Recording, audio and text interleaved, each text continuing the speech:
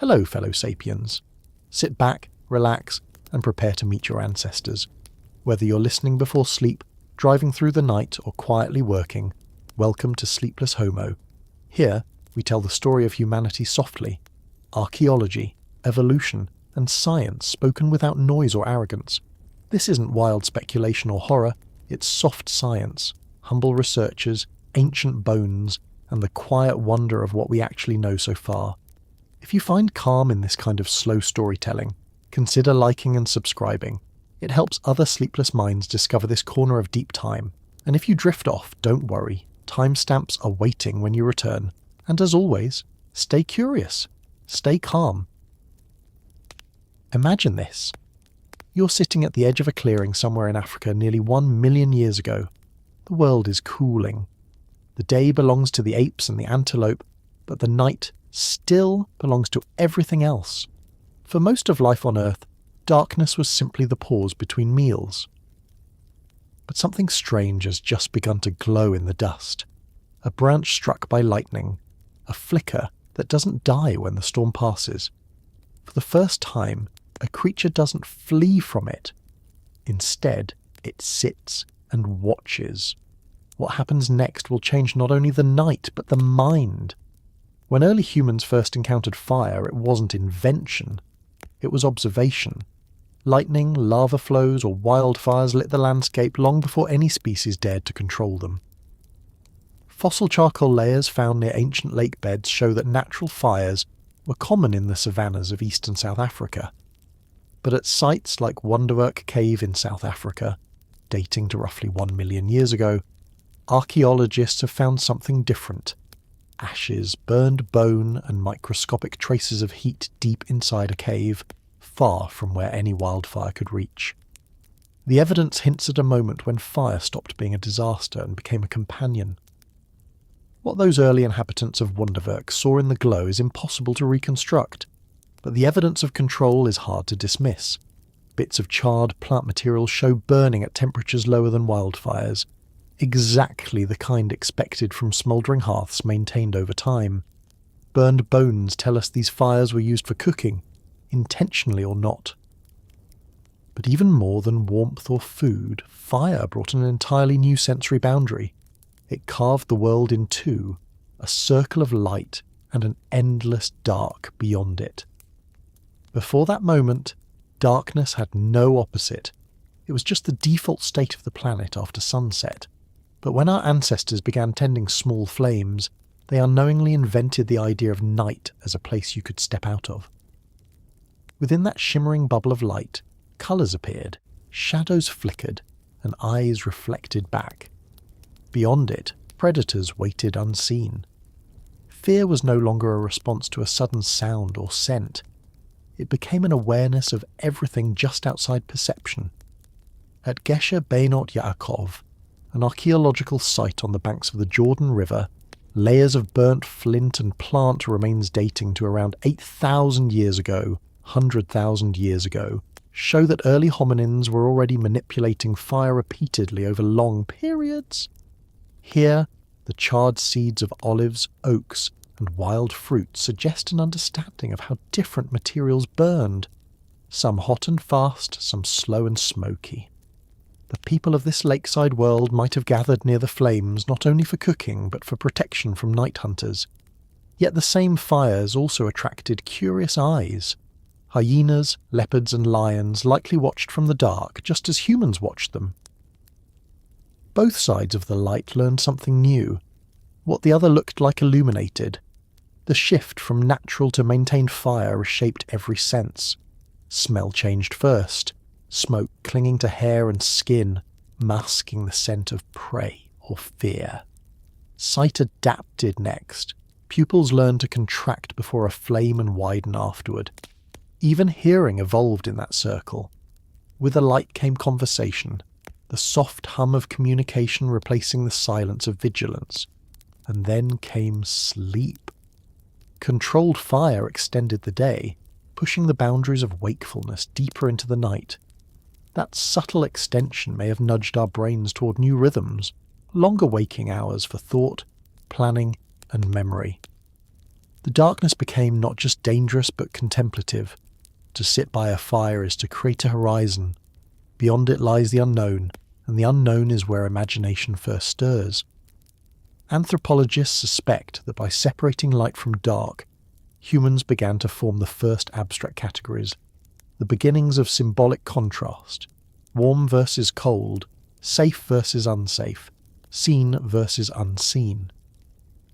Yet in this earliest phase, there were no myths, no language, no superstition, just the sensory geometry of a creature realizing it could hold back the void with fuel and patience.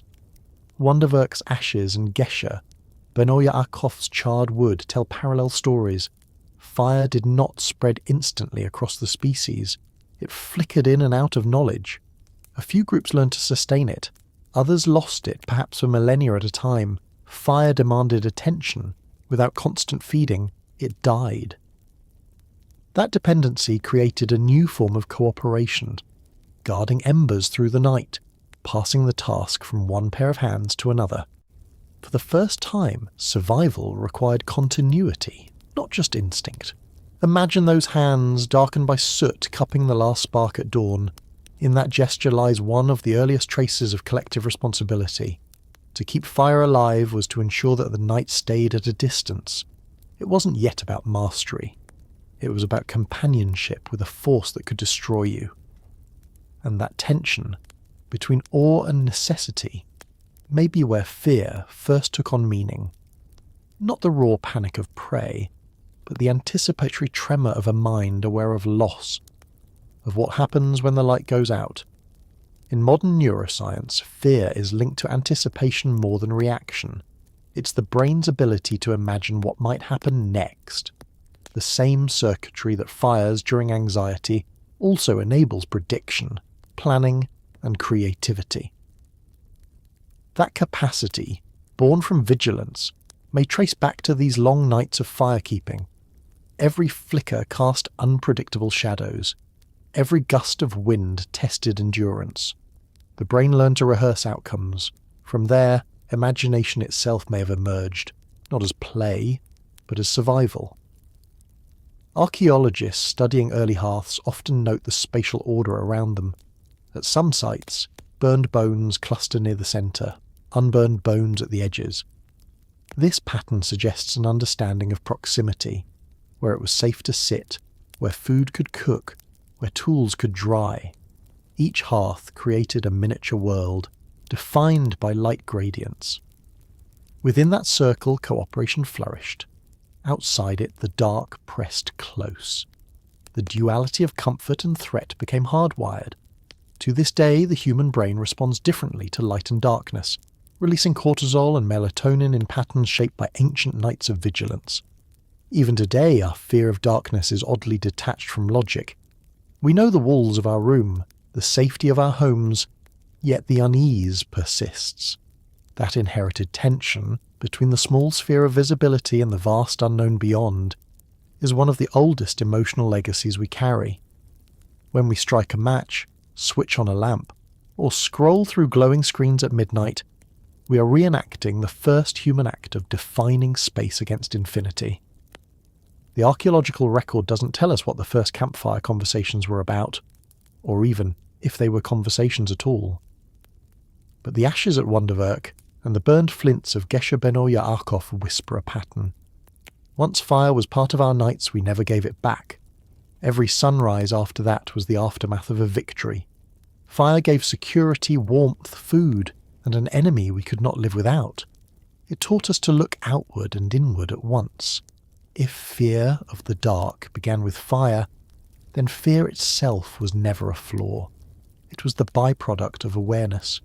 To recognize darkness as separate was to understand one's own fragility within it. Fire didn't merely push back the night, it revealed how easily the light could fail, and that realization, that delicate edge between safety and void, may have been the first spark of consciousness we would later call awe. When the flames died and only embers glowed, the world returned to its older rhythm. The predators resumed their quiet routes, the wind swallowed the smoke, and the people, our ancestors, huddled closer, waiting for the first glint of dawn, they didn't yet know that in mastering fire, they had invented contrast, memory, and perhaps even the first thought of fear. All they knew was that when the light vanished, the world changed its face. The sun has just fallen behind the horizon somewhere in Africa about 700,000 years ago. The heat of the day fades quickly, and the shadows stretch until they become a single mass of black.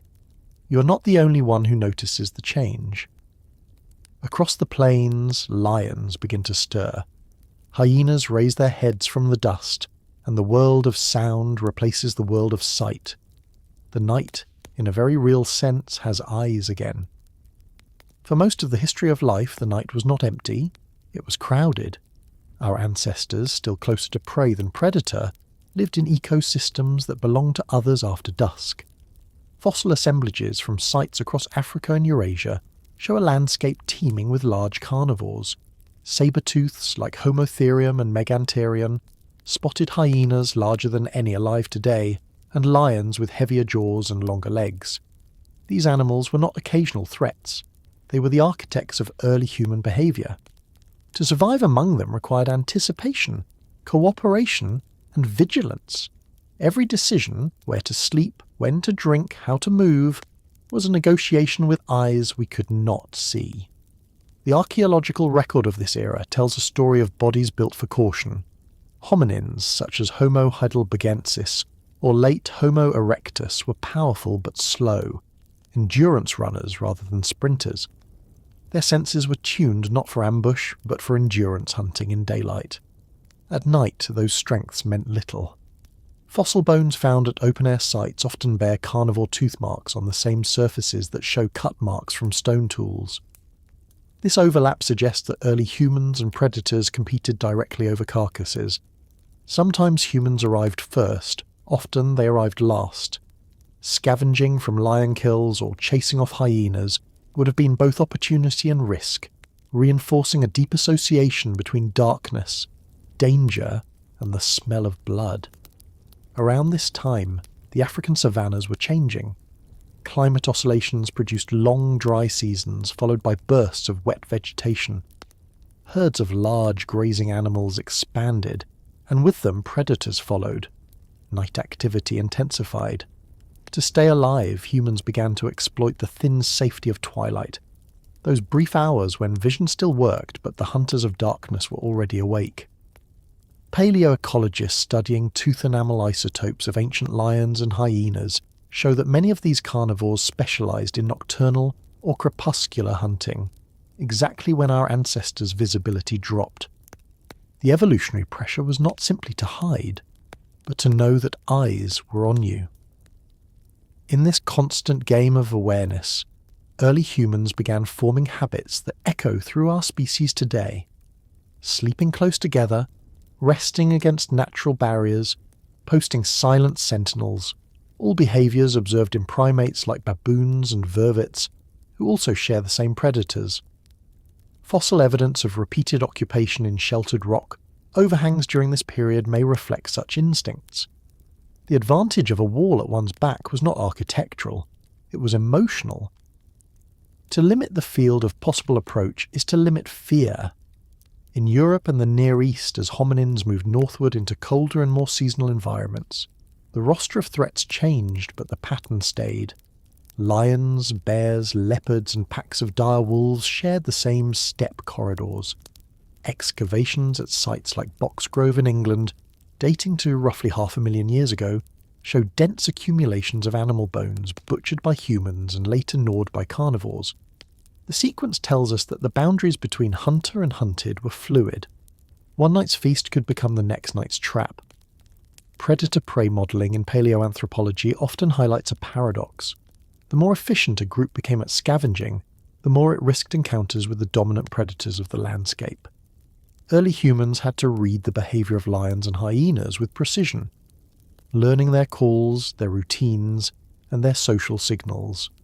This demanded not only memory, but collective vigilance. A single individual could not keep watch alone. Safety existed only in shared attention. That cooperative watchfulness may be the earliest foundation of empathy. the moment when one nervous glance triggered everyone else's alertness. Fear became contagious, and for once that was useful. Night in the Pleistocene was layered. There was no total silence, only shifting patterns of life. Elephants moved quietly through tall grass, their footfalls muffled. Insects filled the air with high droning, and somewhere, the low rumble of lions patrolling the boundaries of their territories. For hominins, hearing replaced sight. Auditory acuity became as important as the visual range. Modern humans still retain this legacy. The way our brains exaggerate faint noises in the dark, assigning agency to every rustle. It is not paranoia. It is the echo of millions of years of being watched. Recent studies in comparative physiology suggest that nocturnal fear responses are hardwired into the autonomic nervous system. Heart rate increases and pupils dilate more strongly in response to sudden sounds or moving shadows at night than in daylight, even when conditions are controlled. This pattern likely traces back to the survival strategies of our ancestors who faced real dangers when visibility was gone. They lived in an environment where misinterpreting a shadow could be fatal, but overreacting was harmless. Evolution favoured those who erred on the side of fear. Paleontologists examining predator dens often find human or hominin remains mixed with bones of other prey species. In some South African caves, leopards seem to have dragged juvenile hominins into their lairs, as indicated by distinctive puncture marks on skulls. These grim details remind us that the balance of power was not yet in our favour. To the eyes in the dark, we were not future scientists or storytellers. We were protein. And yet, something subtle was changing in that long contest. Group size increased, home ranges expanded, and mobility became a defence of its own. By not staying long in one place, early humans avoided becoming predictable targets. Archaeological horizons show ephemeral campsites, temporary tool scatters, and diverse hunting grounds, signs of a species learning to stay ahead of what stalked it.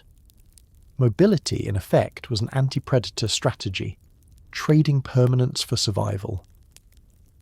Some researchers argue that this perpetual tension shaped not just our behaviour, but our sensory preferences. Even today, human eyes are unusually sensitive to the colours of dawn and dusk, those red and orange wavelengths that penetrate smoke and haze. They are the colours of warning, the tones of transition between safety and danger. Perhaps our aesthetic appreciation of sunsets and campfires began as a practical comfort. The reassurance of knowing the hunting hour was ending, or about to begin. In Eurasia, the arrival of colder climates brought new predators adapted to snow and long nights. Cave lions, cave bears, and scimitar-toothed cats dominated the late Middle Pleistocene. The fossil record from Germany's Schöningen and site reveals spears used for hunting horses around 400,000 years ago, implying both confidence and cooperation. But it also reveals timing. These hunts occurred in daylight, likely under overcast skies. When night came, even well-armed humans would have retreated to shelter. Tools could extend reach, but not yet courage in the dark. If we look at the pattern globally, the same story repeats. Africa, Europe, Asia, all filled with apex predators that defined the rhythm of human activity. Day was for movement, night was for stillness. In this cycle, fear served as an ecological partition, keeping species in balance, and in an odd way, those predators became unintentional teachers. They forced our ancestors to recognize the value of community, the need for planning, and the reality of mortality. When we reconstruct these landscapes in our minds, it's easy to romanticize the courage of early humans. But courage may not be the right word. Their survival was not a triumph of bravery, but of pattern recognition. They learned that fear itself could be used like a tool, to sharpen attention, to bond groups, to create memory. Those who ignored fear didn't leave descendants. Those who learned to listen to it did. By the end of this long chapter of prehistory, somewhere around 400,000 years ago, the balance was shifting. Humans were no longer purely hunted. They had expanded into colder latitudes, coordinated in groups, and began to tip the scales from avoidance to dominance. Yet the emotional residue of those long nights remained. The sensation that something unseen might be near, that the dark itself watches back. That is not superstition but continuity. It is the mind remembering an era when the night truly did have eyes. We can only guess what it felt like to lie in the grass with the smell of rain and blood in the air, listening for footfalls you hoped not to hear. But the next time your heart quickens at a creak in the dark, you're not overreacting, you're remembering. Somewhere deep in your nervous system the planes still whisper, and the watchers have not entirely gone. The night is silent now, but not empty. You lie half asleep beneath a low cliff somewhere in Africa around 400,000 years ago. The air cools, the insects quiet, and inside your skull something extraordinary begins to flicker. Shapes, sounds, movement. Not from outside, but from within. The predators have not vanished, they have moved into your head. For the first time, darkness exists even with your eyes closed. The fossil record from this period doesn't preserve thoughts, but it does preserve skulls, and in their rounded vaults, a quiet revolution was underway. Around 400,000 years ago, the hominin brain was expanding in a very specific region, the prefrontal cortex, that folded terrain just behind the forehead. It is the seat of working memory, decision-making and imagination. In species like 𝐓𝐈𝐌𝐿𝐏𝐒 and early Homo sapiens, the frontal lobes became proportionally larger than in earlier ancestors. Endocasts, stone moulds of the inside of fossil skulls, show increased asymmetry, suggesting that one hemisphere began to specialize in complex sequencing and planning. This neural reshaping gave rise to a new kind of awareness, the ability to rehearse events not yet experienced. Sleep, once merely recovery, became rehearsal. Neuroscientists studying REM, sleep in modern humans, find that dreaming mimics real-world threat scenarios, chases, falls, confrontations. These are not random, they're evolutionary simulations training the brain to predict and respond to danger. It is possible that this adaptive mechanism began when fear moved inward, when early humans started dreaming of what they dreaded most. Paleoanthropology can't capture dreams directly, but it can show what conditions made them possible. By 400,000 years ago, our ancestors were sleeping longer and deeper than other primates. Studies comparing primate sleep patterns reveal that humans compress their total sleep into fewer hours, yet spend a greater proportion in REM phases. This suggests an evolutionary shift. Less time exposed to predators, but more time devoted to neural maintenance and memory integration. In short, we traded safety for complexity. When the world went dark, the mind stayed awake. The relationship between darkness and imagination may have begun as a kind of internal defense. The same neural circuits that generate fear also generate imagery. The amygdala, buried deep in the temporal lobe, triggers both anxiety and vivid mental pictures. When an external threat fades, these circuits don't shut off. They repurpose themselves, creating simulated dangers that keep the mind sharp. A rustle in the grass outside becomes, over time, a shadow behind the eyelids. At sites like Bodo in Ethiopia and Kabwe in Zambia, skulls from this era reveal cranial capacities approaching the modern human range, around 1,200 cubic centimetres or more. This increase didn't just mean more neurons, it meant longer developmental periods. Growing a larger brain requires more time to mature, which in turn demanded extended childhoods and deeper parental care. The social brain grew alongside the dreaming brain. The result was a mind that no longer reacted only to the present but began to inhabit possibility. It's likely that, as the frontal lobes grew, so did the richness of memory. Working memory allowed early humans to hold several pieces of information at once, where water was, where predators hunted, where group members last slept. But during rest, those fragments could recombine in unexpected ways. Modern cognitive science calls this process offline consolidation. It is what allows creative insight and emotional regulation. In deep time, it may have allowed our ancestors to link unrelated experiences into patterns, the first fragile steps toward imagination. The ecology of this period was unpredictable. Long droughts, shifting herds, new predators. The ability to simulate outcomes during sleep or quiet wakefulness would have been invaluable. A mind that could envision the next watering hole or anticipate the return of the dry season had an advantage. Fear, in this sense, became proactive. The darkness of night became a theatre for mental rehearsal, not just paralysis. As the brain rewired itself, the boundary between external and internal worlds blurred. Even without firelight, early humans began to carry light within, the flicker of thought that could project danger where none existed. This was both gift and curse. Anxiety is imagination misapplied, and it may be as ancient as curiosity itself.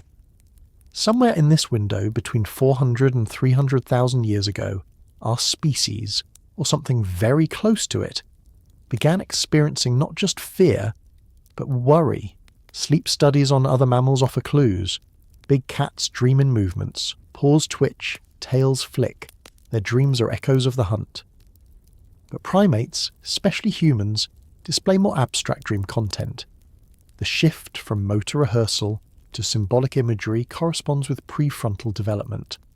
That means that as our ancestors' brains expanded, their dreams likely grew more narrative, more layered. They began perhaps to experience story, not as art yet, but as a neurological side effect of self-awareness. Fossil endocranial data also show changes in the parietal regions, which integrate sensory input. This would have allowed early humans to combine sounds, sights, and touch into unified mental scenes. The darkness outside became a canvas for the brain to paint upon. If earlier hominins experienced darkness as absence, we began to experience it as space, a place where remembered things could live. Imagine those long nights when groups lay close together, silent, half asleep. The day's dangers replayed behind closed eyes. A rustle recalled, a fall imagined again, an escape relived. Some of these internal scenes might have prompted movement, murmurs, or gestures that others observed, giving rise to the first empathetic connections, seeing emotion enacted in sleep. Watching another human dream may have been the earliest glimpse of an inner life. Modern neurology tells us that dreaming helps bind emotion to memory. It smooths the sharpness of fear while preserving the lesson. When an animal repeatedly faces danger, the amygdala and hippocampus communicate during REM sleep to encode experience without trauma. Perhaps this is why humans could endure environments of constant peril, yet remain capable of calm focus by daylight. The night trained the brain to fear safely. The fossil record cannot show when the first story was told, but it can show when the mind acquired the architecture to create one. By 300,000 years ago, hominins across Africa, what we would now call early Homo sapiens, displayed brain volumes fully modern. Endocasts reveal a globular shape distinct from earlier species, indicating expanded parietal and temporal association areas. These are regions linked today to abstract reasoning and social cognition. Darkness had completed its transformation, from predator to teacher, from external condition to internal model. Some researchers argue that the evolution of imagination may have begun as a byproduct of dream synthesis. The same circuits that replay experiences in sleep became capable of manipulating them while awake, what we now call visualization. The ability to imagine an absent object, a future event, or an unseen companion turned fear into foresight. The night's shadows became practice partners for thinking, but with this came a cost. To imagine danger where none exists is to invent anxiety. To foresee loss is to grieve in advance. This emotional depth, though painful, may have made humans uniquely resilient. Fear no longer required a line in the grass, it only required memory. That mental capacity to summon absence is what separates a nervous animal from a conscious one. Some anthropologists speculate that the first dreams of our ancestors were dominated by movement, chase, and confusion, vestiges of the predator-prey cycle. Over time, as social bonds deepened, the content shifted toward kin and companionship.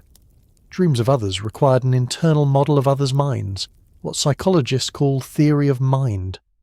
That cognitive leap marks the dawn of empathy. In a way, our social intelligence was born in the same darkness as our fears. Even today, studies show that people deprived of REM sleep develop emotional instability, paranoia, and heightened threat perception. The same symptoms our ancestors would have needed to avoid at all costs. The stability of mind that defines our species depends on nightly descent into inner darkness. The very mechanism that once protected us from external predators now guards us from internal ones. When we close our eyes at night, the ancient dialogue between shadow and thought continues. We replay danger, test reactions, and soften memories. The darkness no longer hides lions, but it still hosts their echoes, and perhaps, when we dream of falling or being chased, it is the memory of that earlier world, when fear moved from outside to inside, that keeps the old circuits alive. What we call imagination is not an invention but an inheritance. It is the shadow of vigilance, refined by sleep, rehearsed through fear, and passed on through every mind that dared to close its eyes while the world remained dangerous. The night taught the brain to think. We are still its pupils. Imagine this. The fire crackles low, throwing rings of gold and shadow across a circle of faces. It is somewhere in Africa, perhaps 250,000 years ago. The air smells of ash and cooked bone. The day's hunting is done, and the world beyond the glow is silent except for distant insects. Inside the light, a group of humans, our direct ancestors, sit shoulder to shoulder. No one speaks yet, but something more complex than words is happening. They are learning to think together. Archaeological traces from this period reveal a profound change in how humans lived with fire.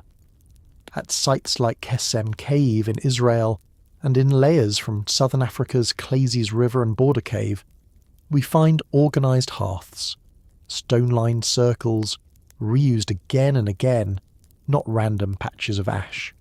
The char and sediment tell us that these fires burned at controlled temperatures, producing steady heat for cooking and comfort.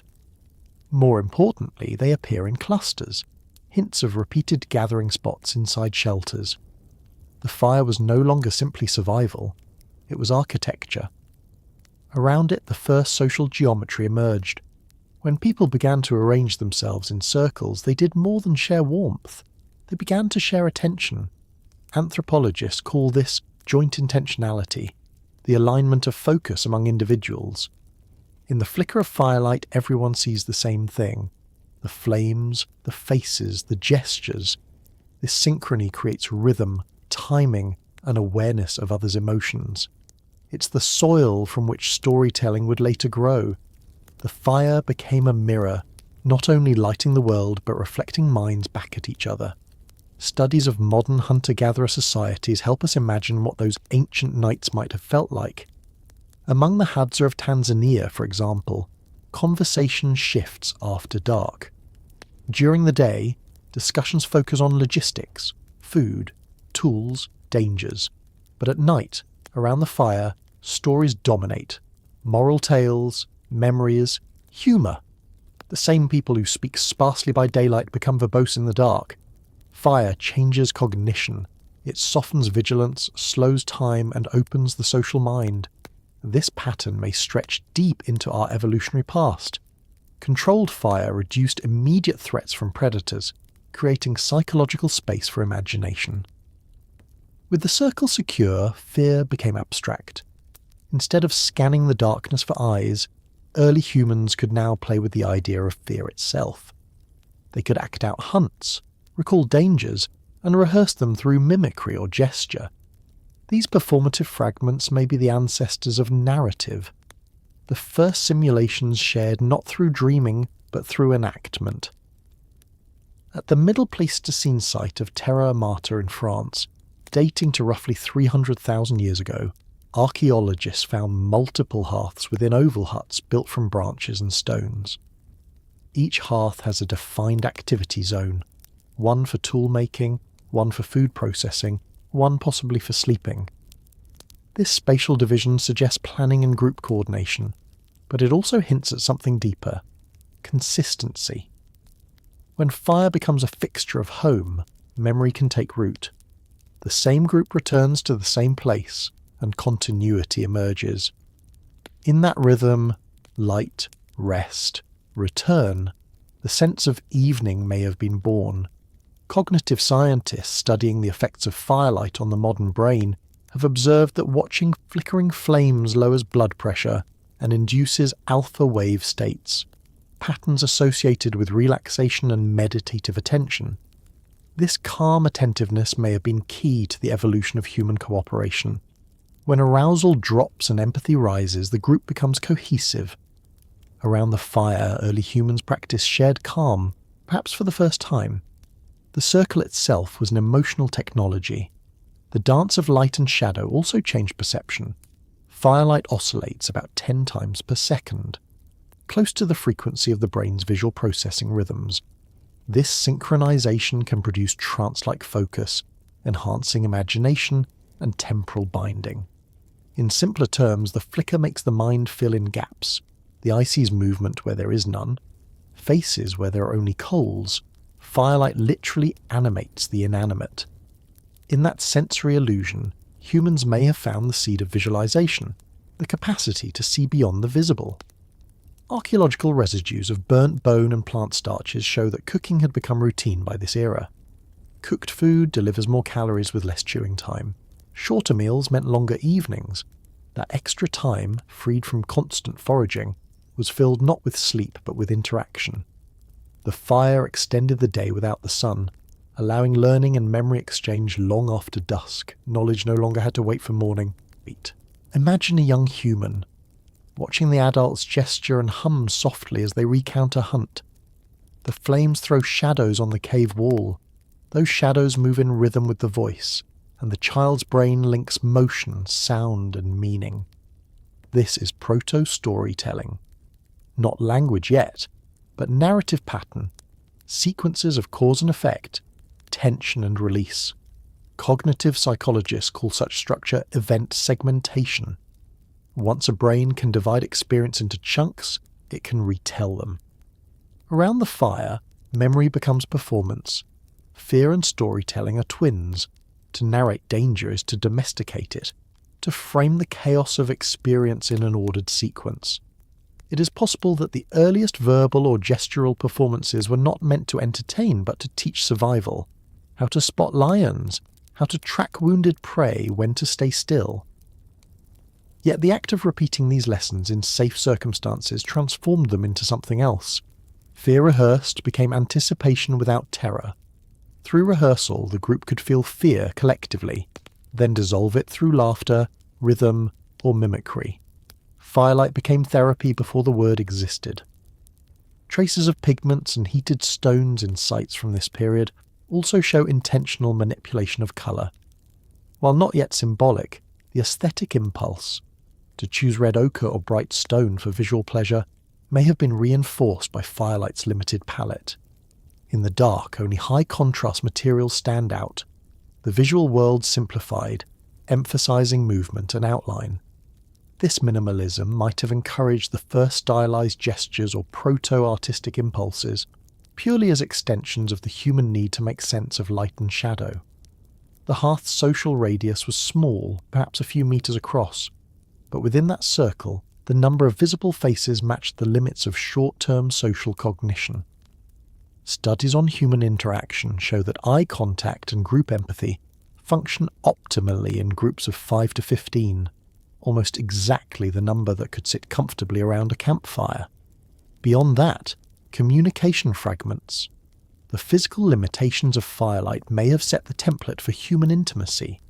Conversation, trust, and cooperation all scale to the warmth of shared light. It's tempting to imagine that language flourished here, but what we can say with evidence is simpler.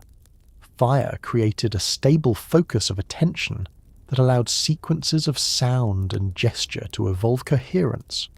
Whether through rhythmic hums, clicks, or pantomime, information could persist longer than the breath that made it. Fire slowed the world enough for communication to accumulate structure. Without it, our speech might still be scattered noise in the dark.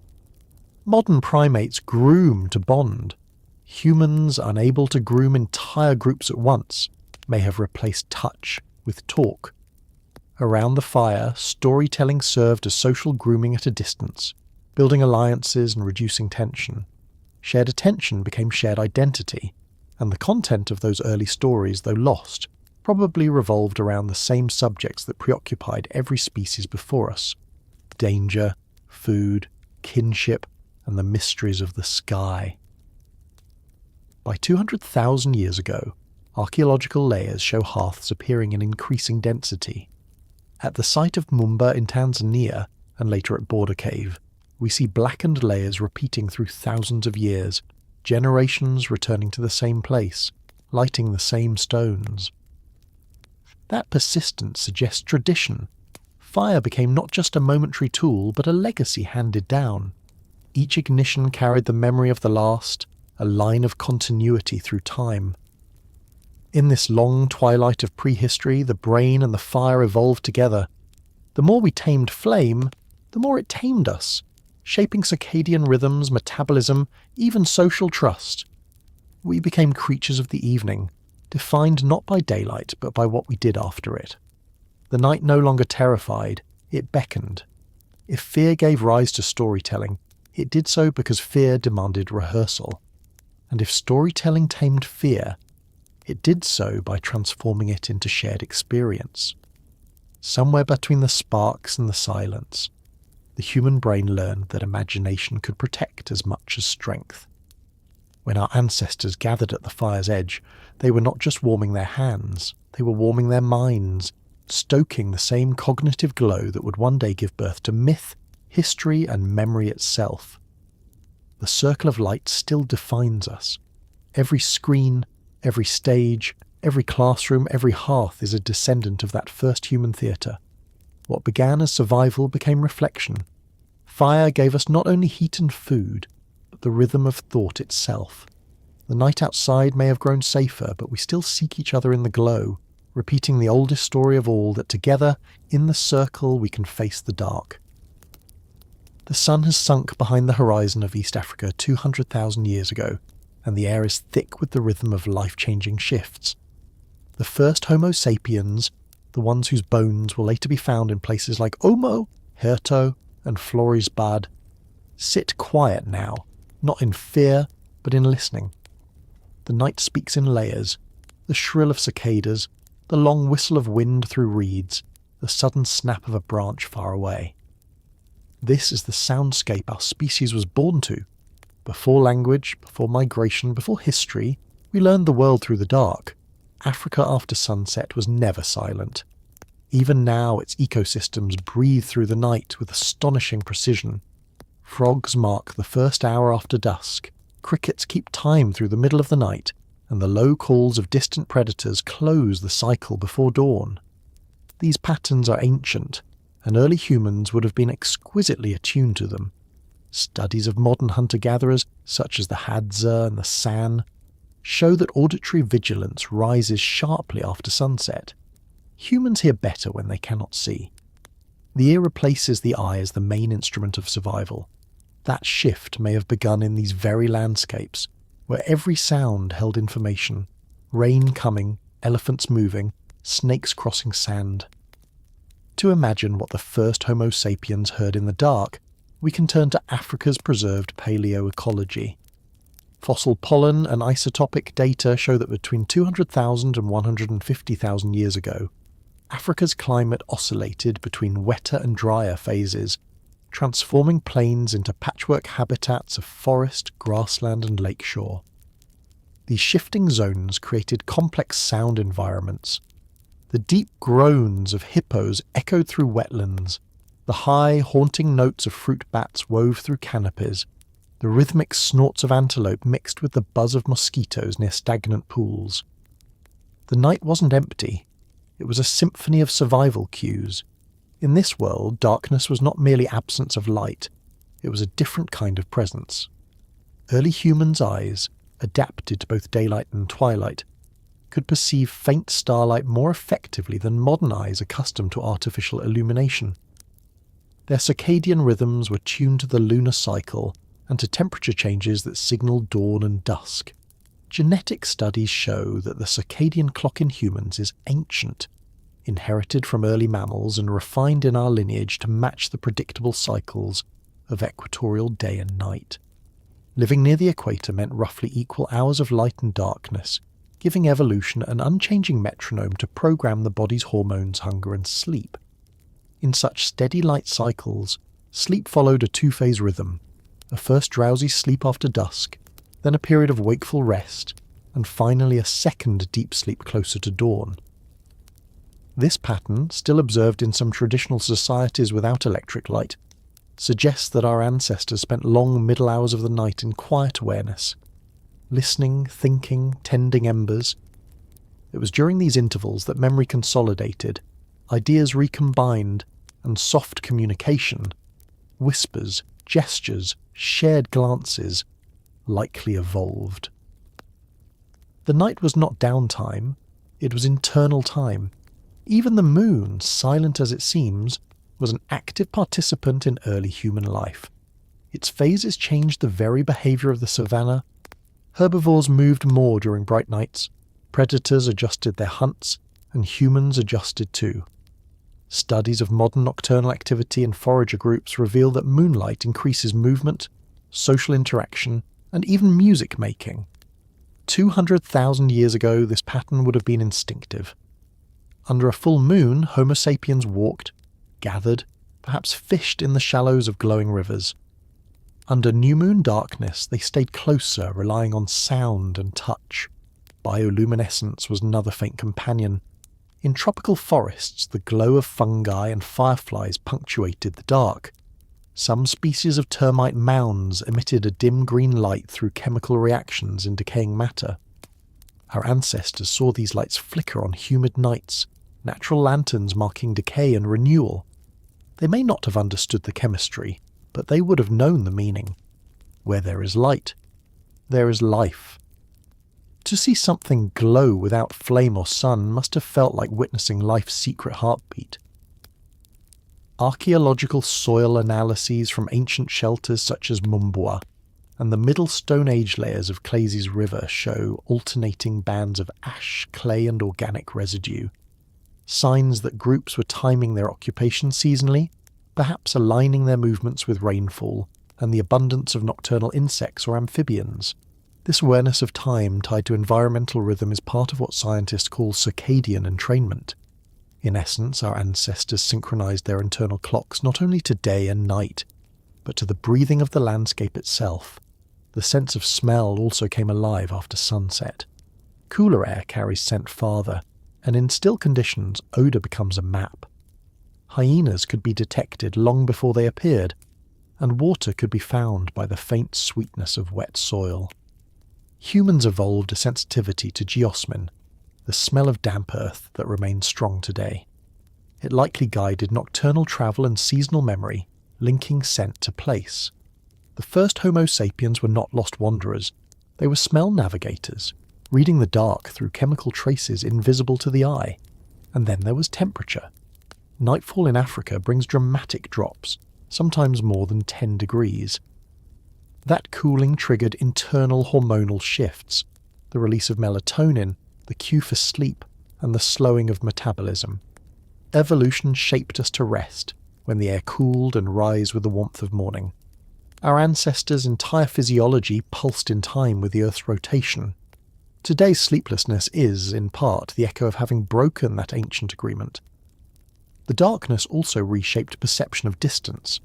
Without horizon cues, sound became the measure of space. A call could seem both near and far. Echoes off cliffs or trees distorted the world. Anthropologists have noted that such ambiguity often produces reverence in oral cultures, the sense that the night itself speaks. But for early humans, it was likely practical first. Echo mapping, listening to sound reflections, helped them sense terrain. The brain's auditory cortex expanded accordingly, integrating spatial cues from sound long before sight could confirm them. We may owe our love of rhythm and resonance to this nightly calibration of space through echo. This era, between 200 and 150,000 years ago, was also one of sensory balance. Day belonged to the eye, night to the ear, dawn and dusk to smell and temperature. Every transition demanded different awareness. Living in such a finely tuned system forged adaptability, the hallmark of our species. To survive shifting African climates, Homo sapiens didn't need to dominate, they needed to notice. Imagine lying beneath an acacia canopy as a warm breeze carries the sound of fruit bats overhead. Somewhere far off, thunder rolls, hinting at rain that might return in days. The air smells metallic from distant lightning. You listen, not to think, but to align. Every heartbeat syncs with the pulse of insects, every breath with the wind. The modern mind finds silence unsettling, but for early humans, silence didn't exist. There was always something living in the dark with them. Perhaps this is what shaped our preference for rhythm and repetition. The nightly sounds, the chirps, the croaks, the slow oscillation of wind were the original metronome of human cognition.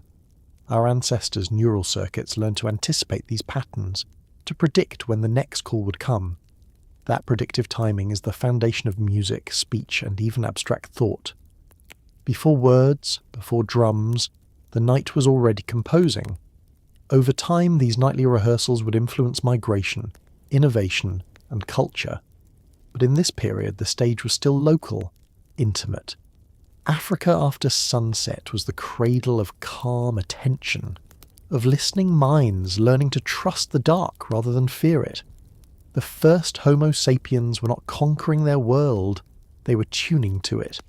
The next time you stand outside at night and hear the faint hum of insects or the far-off rhythm of waves, you're hearing the same frequencies that once shaped our ancestors' senses. Their world still vibrates in our ears, reminding us that before we saw the universe, we listened to it. The night was our first teacher, and its lessons still whisper through the quiet hours when the lights go out. You wake to the sound of a leopard's cough in the night. Not a roar, not a snarl, just that deep, rhythmic clearing of the throat that announces presence without hurry.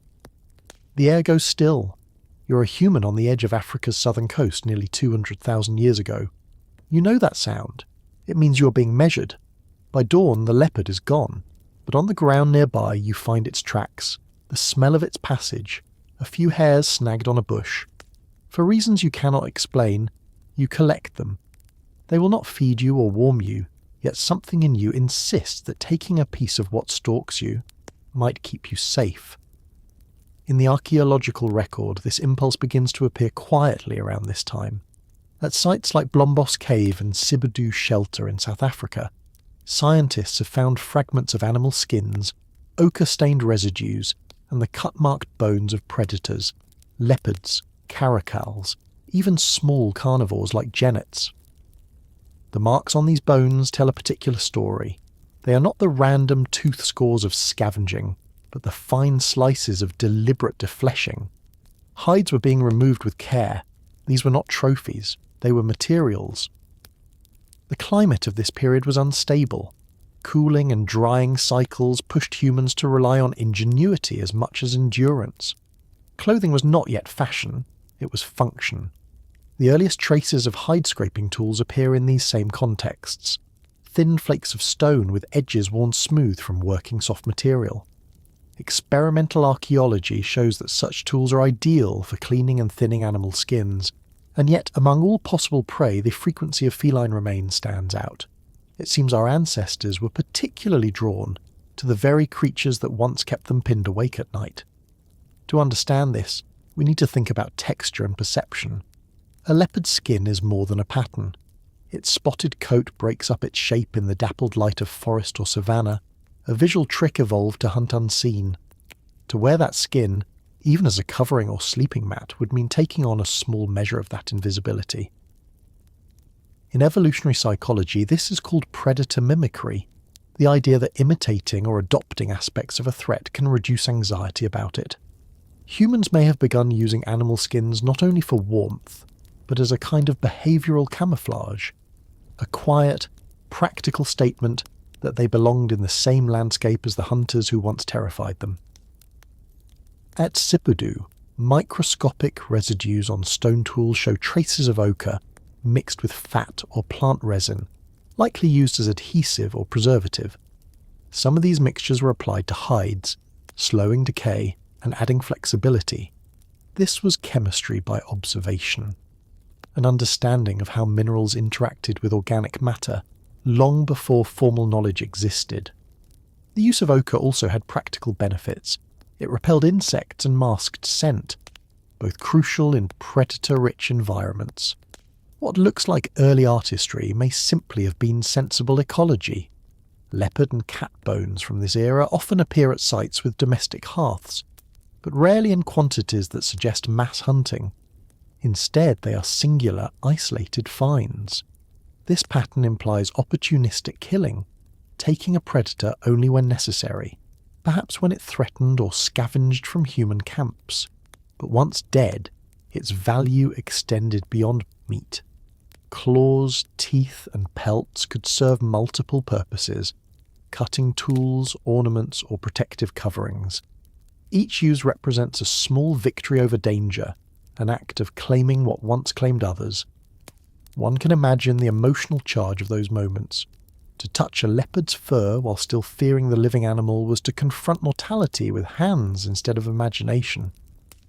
The human nervous system, wired for both curiosity and caution, must have learned something from that contact. Neuroscientists studying the fear-fascination response note that exposure to controlled danger stimulates dopamine alongside adrenaline, creating a sense of mastery. Early humans may have learned to self-regulate fear by handling the remains of predators, the first psychological rehearsal of control. At Blombos, alongside the leopard bones, archaeologists found small abalone shells used as containers for ochre-rich mixtures. These were not decorative paints, but functional compounds for treating hides or protecting skin from sun and insects. Experiments show that ochre mixed with animal fat acts as an effective sunscreen, reducing ultraviolet damage. In coastal South Africa, where sunlight was intense and water scarce, such innovations mattered. By working with pigments and pelts, humans turned biology into technology. They began to engineer the body's interface with the world. This practical relationship with animal materials was also an early form of empathy. To survive, humans had to understand how another creature's body worked, its muscles, tendons, and the direction of its fur.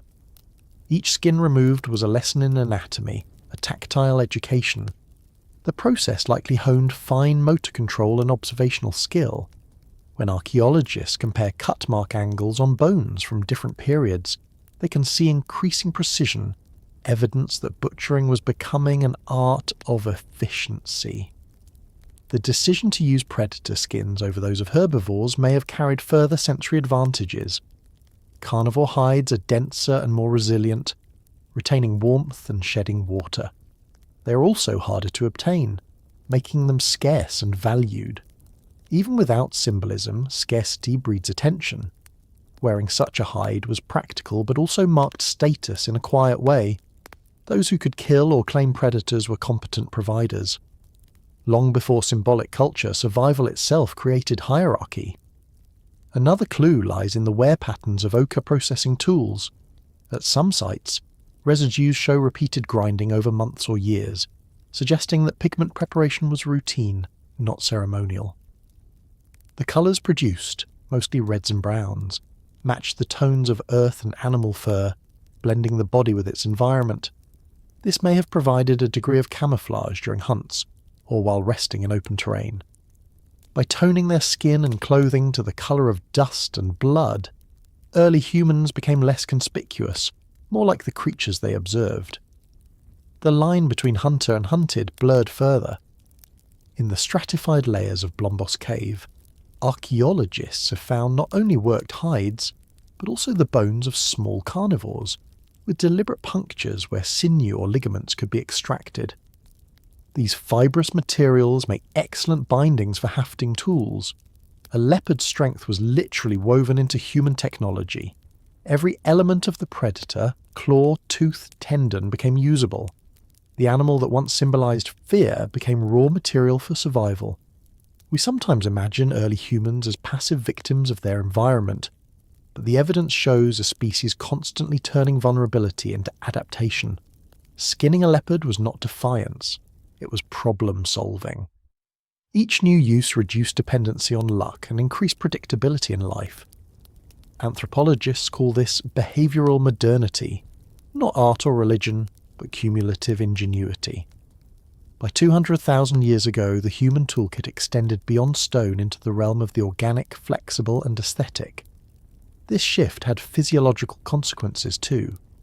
The tactile familiarity with texture and form strengthened the brain's somatosensory cortex, deepening hand-eye coordination. Every scrape of hide, every press of pigment built neural connections that would later support tool-making, painting and writing. Our hands learned to think through surfaces. In that sense, the skin of the leopard was the first page on which humanity practiced attention. Even today, the association between power and animal pattern persists, from furs to camouflage to logos inspired by claws and teeth. We are still echoing a decision made deep in prehistory, to take what frightened us and wear it. That instinct was never mystical, it was cognitive strategy. By externalizing fear, by turning it into texture, we learn to hold danger, not flee it. The fossil record cannot tell us what emotions passed through those first people as they worked the hides, but the evidence of care is unmistakable. Skins were scraped, stretched, softened, and preserved. This investment of time indicates foresight and ownership, concepts at the root of human identity. To make something last beyond the moment of need is to imagine the future. In the quiet work of transforming predator into protection, the human mind glimpsed continuity. By 120,000 years ago, the toolkit of southern Africa included bone awls and stone scrapers, specialised for hide processing. The innovation spread widely, marking a threshold between dependence on nature's shelter and the ability to manufacture one's own. The animals that once dictated when and where humans could sleep now lined their beds and backs. Fear had been folded, stitched, and worn into confidence. We do not know who first thought to tan a hide with ochre or to soften it over smoke. We can only follow the traces left behind, red dust ground into stone, the impressions of skins on ancient floors, the deep grooves of tools polished by repetition. They speak of minds that understood transformation, not just of materials, but of self. When the night returned and the leopard's eyes flashed again at the edge of the firelight, humans no longer froze. They had already taken its pattern, its scent, its warmth. The predator still watched, but the balance had shifted. The humans looked back with new eyes, part fear, part understanding, and something that would one day be called pride. You're standing on a grassy ridge in Africa about 150,000 years ago. The air is still, the morning light pale, and suddenly a single cry breaks the silence. Not the scream of prey, not the roar of predator, but a sharp, deliberate sound. A sound with meaning. Every head in the group turns in the same direction. Within a heartbeat, everyone knows danger. Not because they saw it, but because they heard it through someone else's fear. For the first time, a feeling has crossed the gap between minds. Language, at its core, may have begun here, not as poetry, not as naming, but as survival. Anthropologists studying communication in primates note that alarm calls are among the most ancient and universal forms of vocal behaviour. Monkeys use distinct calls for different predators: eagles, snakes, leopards. These are instinctive, not learned. But human ancestors took this one step further. They began to combine sounds, to lay a tone with intent, to encode context. Somewhere between 150 and 120,000 years ago, the raw cry of fear started to evolve into the first sentence fragments of cooperation. To share fear is to extend perception. One pair of eyes becomes 20. The moment danger can be communicated, it becomes manageable. This transformation required both anatomy and cognition. Inside the throat, the larynx had already descended compared to earlier hominins, expanding the range of vowel sounds.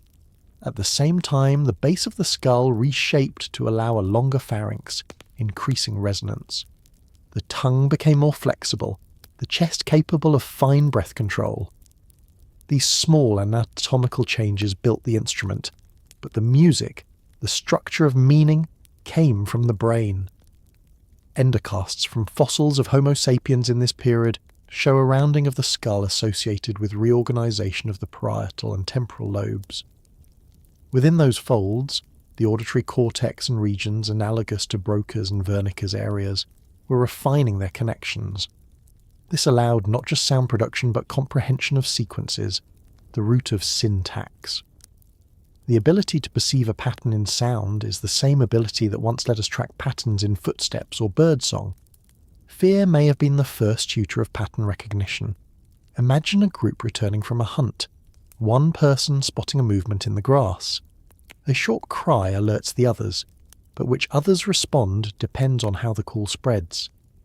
Over time, those who could distinguish urgency from false alarm survived more often. Natural selection favoured emotional precision, the capacity to not just shout but to signal gradations. Danger near, danger gone, danger coming.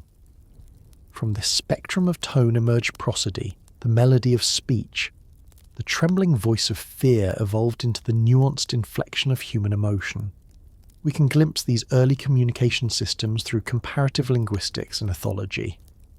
Across languages today, certain sounds are nearly universal in emotional expression.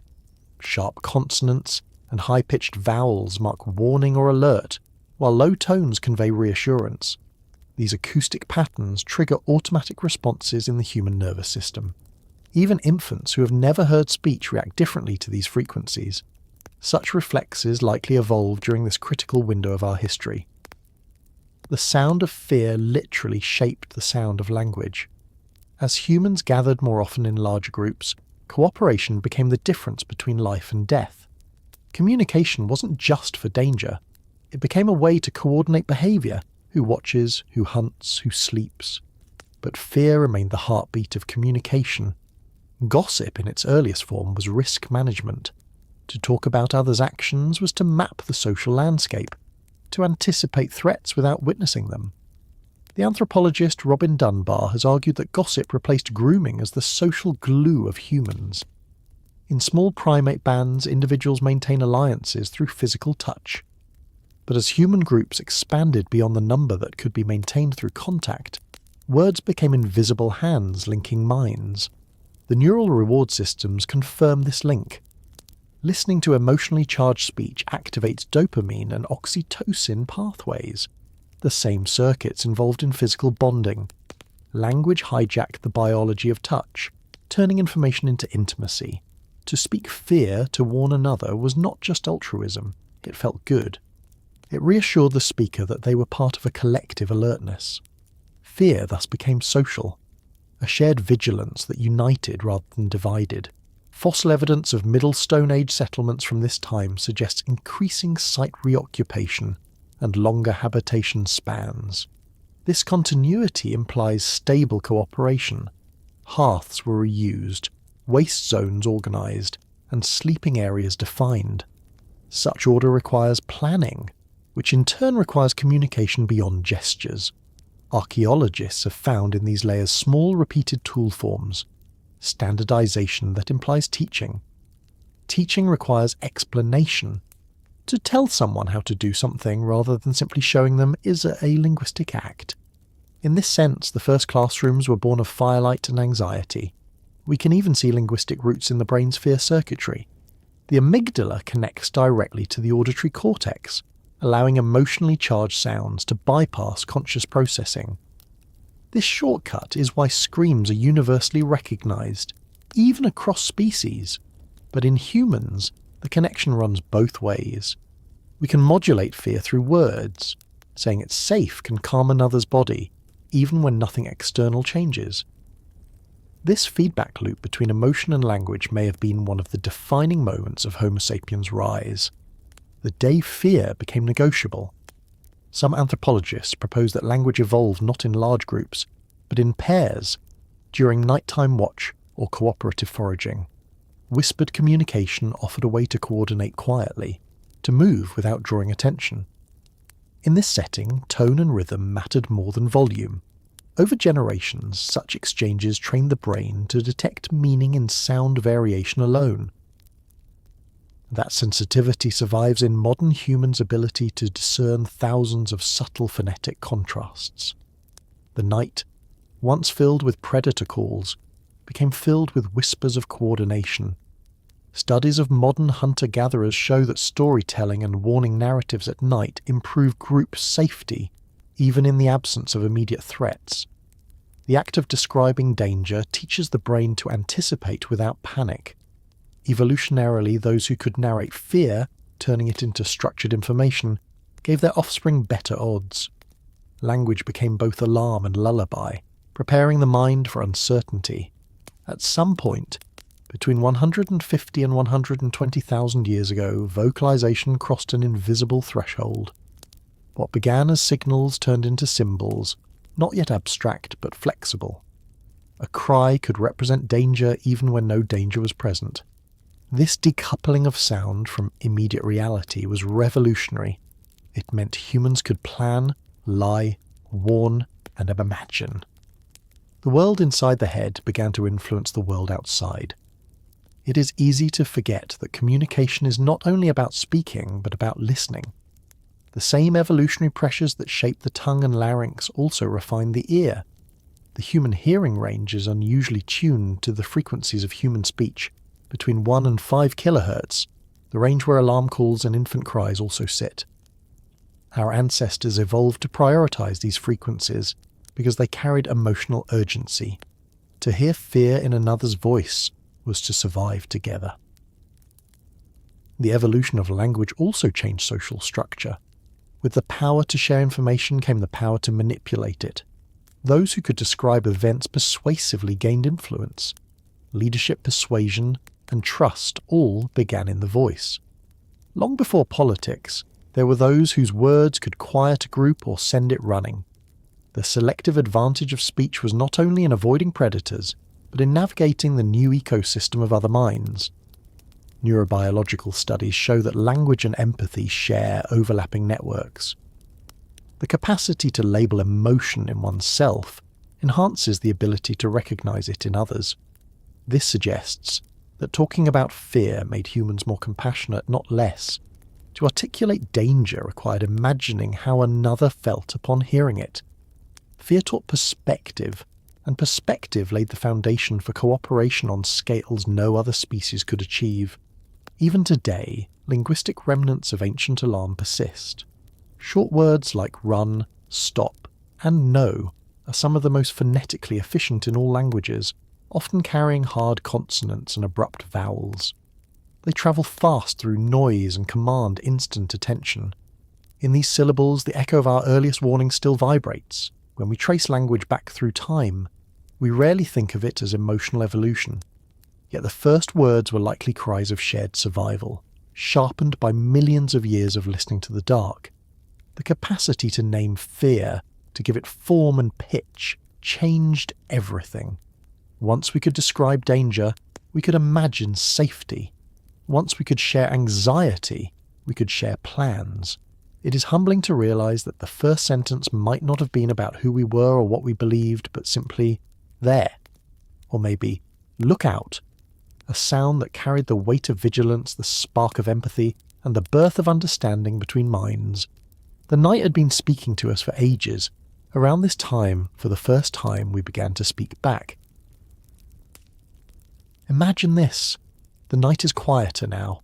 The great cats have thinned out, the giant hyenas are gone, and the thunder of elephants no longer rolls across the savannah. You're a human living around 100,000 years ago, sitting beside a small fire near a coastal plain.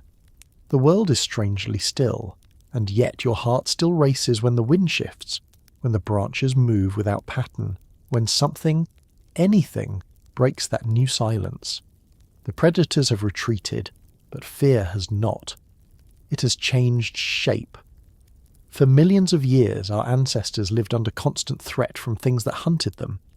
But by around 120 to 90,000 years ago, Homo sapiens had begun to reverse that balance.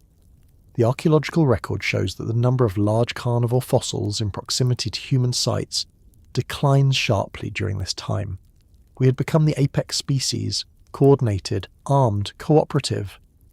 Yet the nervous system, forged over eons of vigilance, could not switch off overnight. Evolution doesn't erase, it repurposes. The reflex to scan the dark for eyes began scanning for something else: intention. Cognitive scientists call this hyperactive agency detection. It's the tendency to sense a living cause behind every rustle, shadow, or noise. In the ancestral world, it was a useful bias. Mistaking wind for a lion cost nothing. Mistaking a lion for wind cost everything. This asymmetry favoured minds that erred on the side of caution, minds that filled the dark with someone. When predators faded from the landscape, the same bias persisted, but now it found new targets, imagined watchers, unseen presences, patterns where none existed. The earliest humans were no longer just reacting to the world. They were beginning to populate it with possibilities. We see this shift indirectly in brain size and structure. By 90,000 years ago, the human brain had reached its modern volume, around 1,300 cubic centimetres. But what changed was connectivity.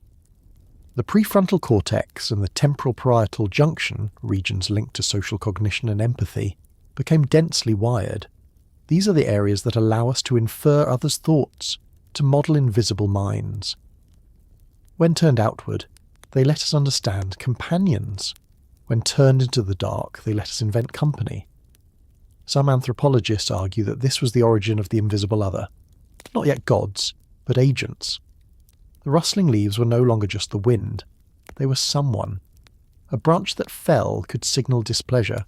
A strange echo might mean attention. This was not delusion, but the overextension of a vital skill. Theory of mind. The same capacity that made us cooperative made us haunted. Archaeological layers from sites like Pinnacle Point and Clayse's River, where early Homo sapiens left behind hearths and tool fragments, suggest long periods of coastal stability. Groups lived in relative security, harvesting shellfish and hunting smaller game. This safety may have given the imagination room to wander. When external danger receded, internal danger emerged. The human mind, no longer preoccupied with immediate survival, began to generate simulations, to project meaning into stillness. In this period, we find the first evidence of pigment use expanding beyond utility. Ochre was no longer just for hide preservation. It was being processed and stored in patterns suggesting personal preference. Some pieces are etched or notched, perhaps absent-mindedly, perhaps deliberately. They represent attention turned inward. When the environment grows stable, the mind creates its own turbulence. Neuroscience offers a window into why this happens. The amygdala, our ancient alarm centre, does not differentiate between real and imagined threats. When input drops, when there are fewer external stimuli, it starts amplifying internal noise. This is the same process that, in modern humans, produces pareidolia, the tendency to see faces in clouds or hear voices in static. For our ancestors, it meant the night remained inhabited, even when the predators were gone. Fear found new masks. The evolutionary advantage of this overactive imagination might seem paradoxical, but it kept the species cautious and cohesive. Believing that something is out there encouraged vigilance, cooperation, and moral behaviour within groups. The idea of unseen observers, whether animal, spirit, or ancestor, discouraged reckless solitude. Even a false sense of being watched can make individuals more prosocial, a phenomenon verified in psychological experiments today. The roots of conscience may lie in the rustling of an empty forest. Imagine the scene again. A group sitting at the edge of the firelight talking softly, embers crackling. Beyond that circle, total darkness. Someone swears they heard movement. Everyone stops breathing for a moment, listening. Nothing. But hearts pound anyway. A few nervous laughs follow, then someone says quietly, "It's just the wind." But the mind doesn't quite believe it. Evolution did not design us for empty explanations. It designed us for preparedness. As the population of Africa grew and social groups expanded, so did the complexity of this shared inner world. Communication, already capable of conveying warning and instruction, now transmitted speculation. "I saw something. It comes when it rains. Don't sleep near the edge of camp." Each retelling gave shape to uncertainty. Over time, these collective narratives likely helped regulate fear by giving it boundaries. Once named, a fear can be discussed, remembered, controlled. The first stories may have been safety instructions disguised as mystery. The disappearance of large predators coincided with an increase in human territorial dominance. We were changing landscapes, burning grasslands, altering prey populations, yet every transformation of nature reflected back as anxiety. To control the environment was to become responsible for it. The dark no longer belonged to lions, it belonged to us. But with ownership came guilt, the awareness of cause and consequence. A broken tree was no longer an accident, but a question. Who or what had done this? The leap from fear to explanation is the origin of imagination. Cognitive psychology shows that when the brain detects uncertainty, it recruits the same neural circuits used for predicting social behaviour. In essence, we treat the unknown like a person. This is why so many early belief systems across cultures later assigned agency to wind, thunder, and disease. Those tendencies likely began here, when Homo sapiens stood at the edge of the firelight, looking into silence and refusing to accept it as empty. At the same time, the visual conditions of night encouraged hallucination-like perception. Firelight, flickering at low frequency, can induce hypnagogic imagery, semi-dreamlike visions that merge memory and motion. Staring into flames while half asleep, our ancestors may have seen movement where there was none, faces in the coals, or fleeting forms beyond the light's edge. These were not ghosts yet, but the raw material for them. The brain, deprived of clear input, began painting its own world. It's easy to underestimate how recent this transformation was. 100,000 years is a heartbeat in evolutionary time. In that brief interval, fear became narrative. The night's randomness was reinterpreted as message. Modern humans inherited this cognitive inheritance wholesale. Our instinct to assign purpose to misfortune, to ask why me when the world is indifferent, is the same bias that once kept our ancestors alive through vigilance. The human mind abhors neutrality. Where nature is silent, it whispers intention. When we excavate the sites of this era, we find more than bones and tools. We find evidence of attention. Shell fragments carefully collected. Pigments ground finer than necessary. Repeated spatial arrangements of hearths.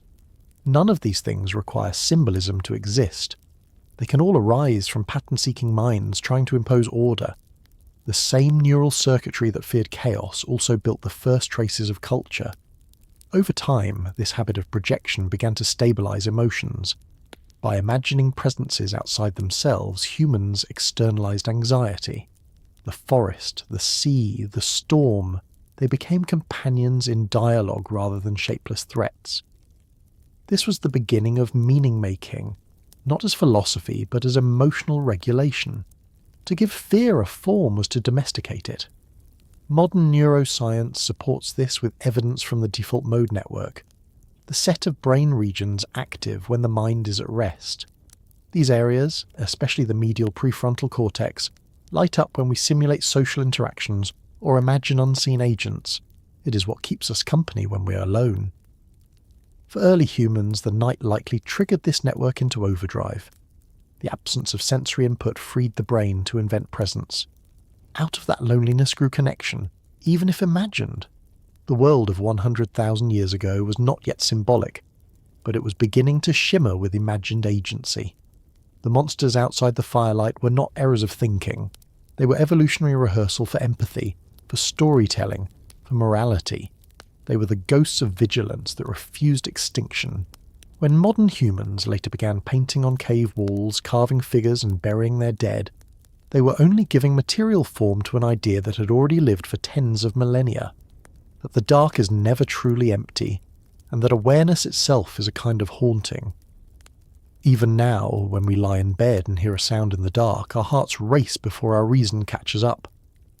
The ancient reflex remains. We inherited minds tuned to imagine company, not to tolerate silence. The monsters outside the firelight were never real, but the fear that created them was, and it's built the architecture of our imagination. A faint flame wavers in the entrance of a cave somewhere along Africa's southern coast, about 100,000 years ago. The air is cool and smells of damp stone. A small group of humans stands hesitating, the ocean wind behind them and a black corridor ahead. The light flickers over rough limestone walls, catching fragments of mineral sparkle before fading into nothing. Someone steps forward, torch held high. The shadows multiply, twisting, responding. The deeper they walk, the more their own sound begins to answer back. It is their first conversation with echo, and perhaps the first time humans realized that darkness could speak. Until this point in history, humans had always been creatures of the open world. We thrived in savannas, riverbanks and coasts, spaces of distance and sky. But somewhere between 170,000 and 70,000 years ago, something shifted. Archaeologists find traces of human presence deep inside caves, far beyond where daylight reaches. At sites such as Blombos Cave, Border Cave, and later Pinnacle Point, hearths, torch soot, and stone fragments appear meters or even tens of meters from the entrance. These are not mere shelters, they are explorations. For reasons still debated, humans began deliberately entering enclosed darkness. To step into a cave is to reverse everything evolution trained you for. Your senses invert. The eye becomes useless, the ear becomes guide, and every breath carries the taste of minerals and moisture. Light shrinks to a bubble around you. The ancient brain interprets this as risk. Enclosed spaces trigger claustrophobic tension, a remnant of our primate ancestry in open habitats. And yet, humans went anyway. Not for survival, but for something else. Curiosity. At Pinnacle Point, microscopic analysis of wall soot shows layers deposited at different times, indicating repeated visits into the inner chambers. In some areas, torch residue forms streaks along ceilings, suggesting that people lifted their hands and moved the flame deliberately, mapping space by light. The same phenomenon is seen later at European sites, but here, in Africa, it may have begun. These patterns tell us that humans were not stumbling blindly. They were exploring systematically, marking where they had been and perhaps how to return. The sensory environment of a cave is unique. Sound behaves strangely. A single footstep can echo 5, 6, or more times, each reflection distorted by humidity and rock shape. Modern acoustic experiments in prehistoric caves show that the human voice can carry and transform in eerie ways. Low frequencies rumble, high ones linger like whispers. Some areas amplify heartbeats, others swallow sound entirely. It's easy to see how this could have felt like discovering an invisible landscape. A world where space revealed itself only through sound. Imagine a group pausing, calling softly, listening to their own echoes roll back in unpredictable patterns, their laughter, their fear, their breathing, all return to them altered. In those moments, the cave became an instrument, and they were the first musicians. This was not performance, but perception extended. Through sound, they began to model invisible geometry. The brain learned that the unseen could still be mapped, a cognitive leap that would later make symbolic thought possible.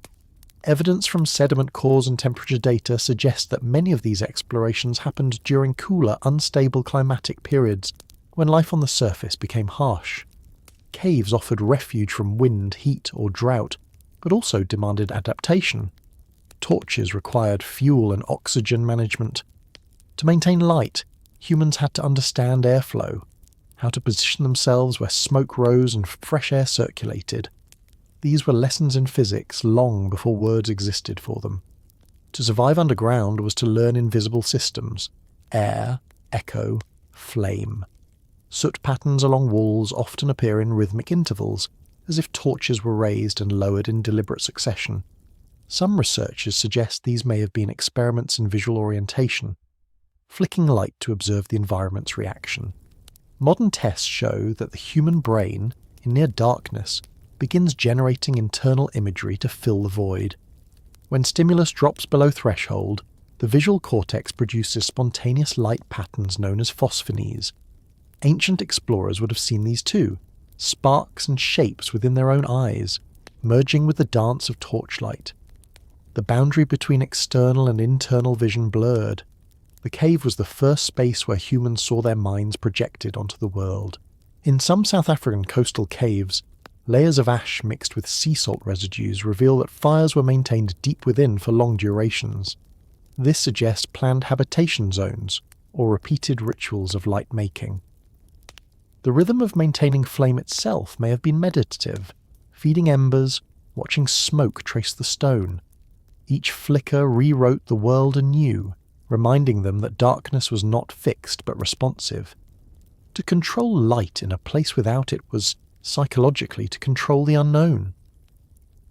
Walking into a cave meant carrying day into night, a reversal of cosmic order, and yet there is little evidence that early humans saw this as transgression.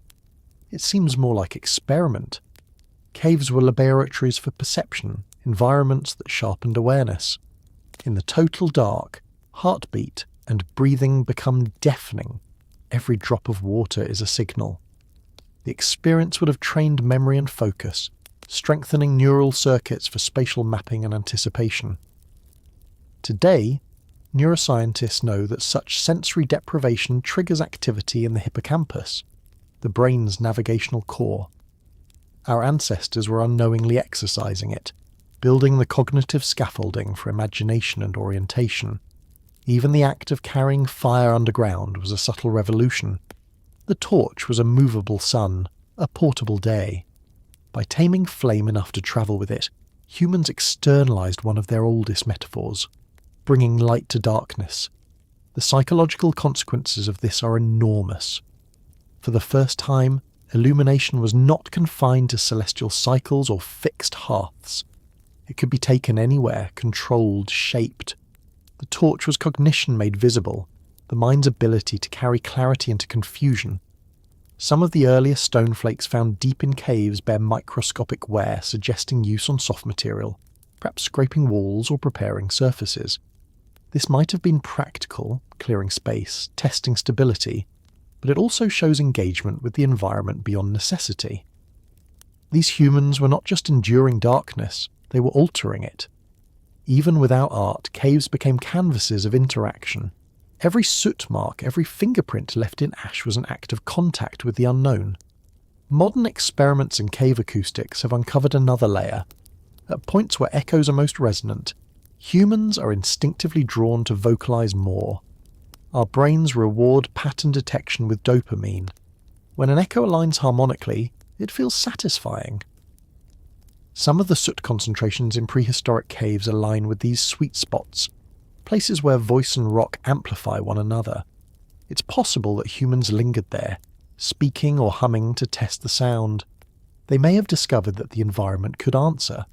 Such moments blur the line between environment and consciousness. The cave became not a threat, but a collaborator, a resonant body sharing space with the mind. This is why some researchers refer to caves as the first theatres of the mind. They are not stages for spectacle, but for simulation.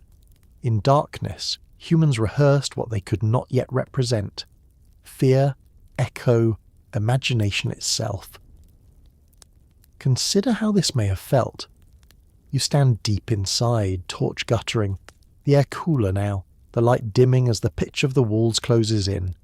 You whistle softly, and the sound bends back toward you, distorted. Your brain, trained to interpret sound as presence, momentarily believes someone else is there. You look around, but there is only the reflection of your flame on damp rock.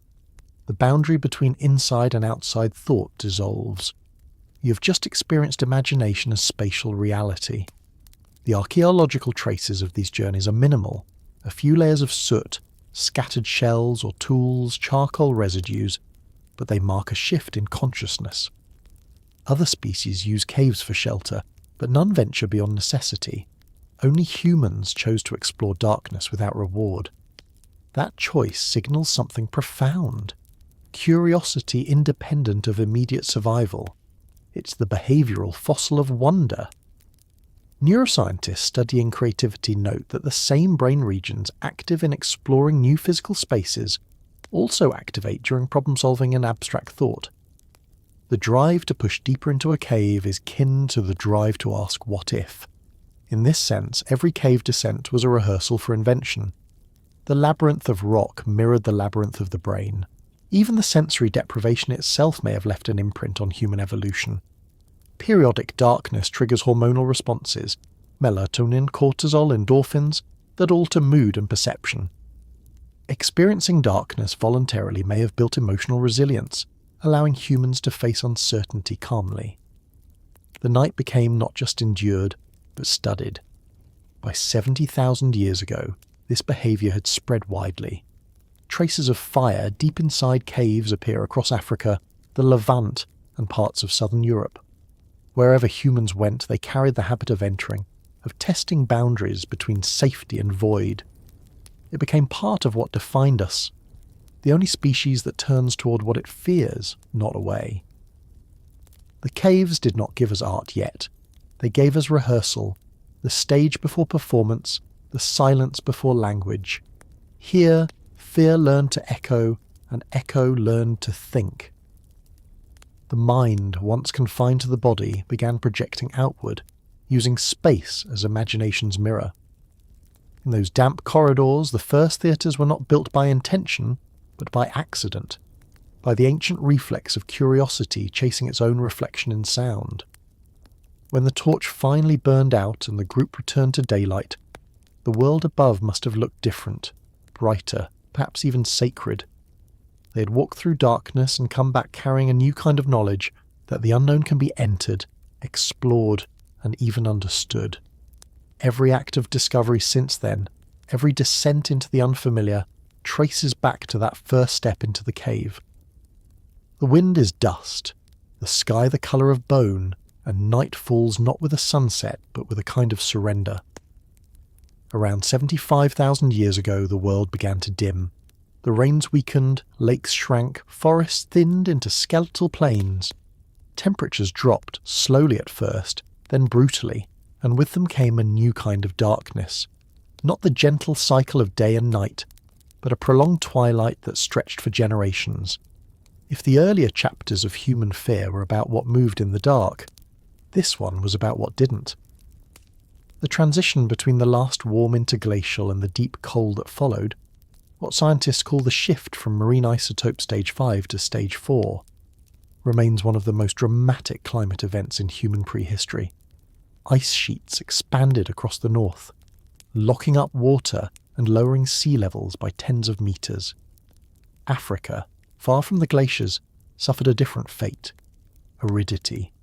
Dust from the Sahara swept southward in choking waves, carried by winds that stripped soil and starved vegetation. Rivers dried to threads, and the sound of insects, once constant through the night, faded into silence. The world entered a long, slow drought of light. For the humans who endured this, life became a cycle of endurance measured not by seasons, but by scarcity. Archaeological sites across eastern and southern Africa show an abrupt reduction in occupation layers around this time. Some regions simply emptied. In others, traces of fire, stone flakes and ash became intermittent, signs of smaller, more mobile groups clinging to survival. To them, the long nights were not metaphor but reality. Dust in the atmosphere dimmed sunlight by scattering and absorbing its rays, producing cooler days and earlier darkness. The balance between day and night tilted slightly, but perceptibly, toward shadow. When light fails, the mind adapts. Studies of modern populations living in high-latitude darkness show increased melatonin production, disrupted circadian rhythms, and episodes of seasonal depression. For early humans, such physiological responses would have been compounded by hunger and cold.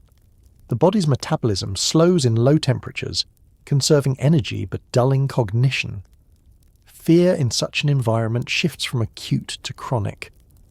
It no longer spikes at sudden noises but lingers like background static, a dull awareness that the world itself has become unpredictable. In caves and shelters, ash layers grow thicker during this period, suggesting that fire was used continuously, not only for warmth, but for light. Wood became precious, and smoke stains creep higher up cave ceilings, evidence that flames burned longer, that people were reluctant to let them die. The campfire, once a centre of gathering and story, turned into a psychological anchor.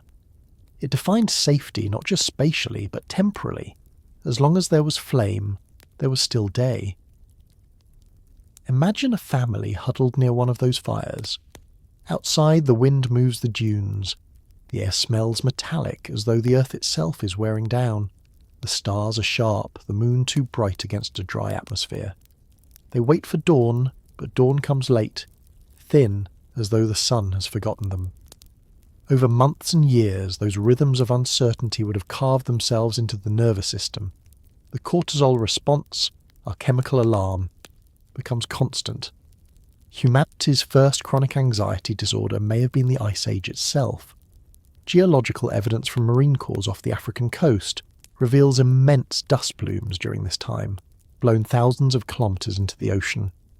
Some scientists suggest these plumes altered global climate further, cooling the planet by reflecting sunlight back into space. The atmosphere itself became a dimmer switch. The Earth's surface, starved of warmth, grew quiet. Plant growth slowed, animal migrations changed, and ecosystems collapsed into patchworks of survival niches. Humans, the most adaptable species of the era, found themselves learning again how to read the dark, not of night, but of scarcity. The psychological cost of this darkness is invisible in fossils but discernible in behaviour. During prolonged environmental stress, brains favour caution over curiosity, habit over innovation.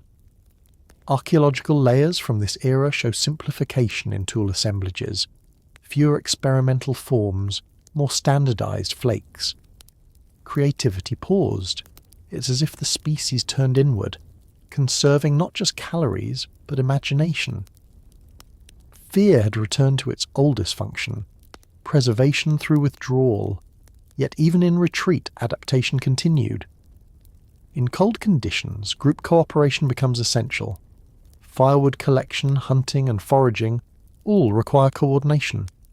The amygdala's sensitivity to fear may have been tempered by the prefrontal cortex's growing control, the neural balance that lets humans act rationally under stress. This was likely the age when emotional regulation became survival's quiet art. To panic was to waste energy. To stay calm in the dark became a new form of strength. Some evidence of resourcefulness shines faintly through the geological gloom. In southern Africa, sites like Sibudu and 𝐓𝐈𝐌𝐿 River show traces of plant bedding layered with ash, a clever use of chemistry. Yash repels insects and retains warmth. At other sites, residues of compound adhesives suggest that humans continue to refine tool technology despite hardship. Such persistence speaks of resilience, cognition holding its line against climate collapse. The firelight may have dimmed, but it never went out. Climatologists estimate that average global temperatures during this period dropped by up to 6 degrees Celsius, enough to transform entire ecosystems.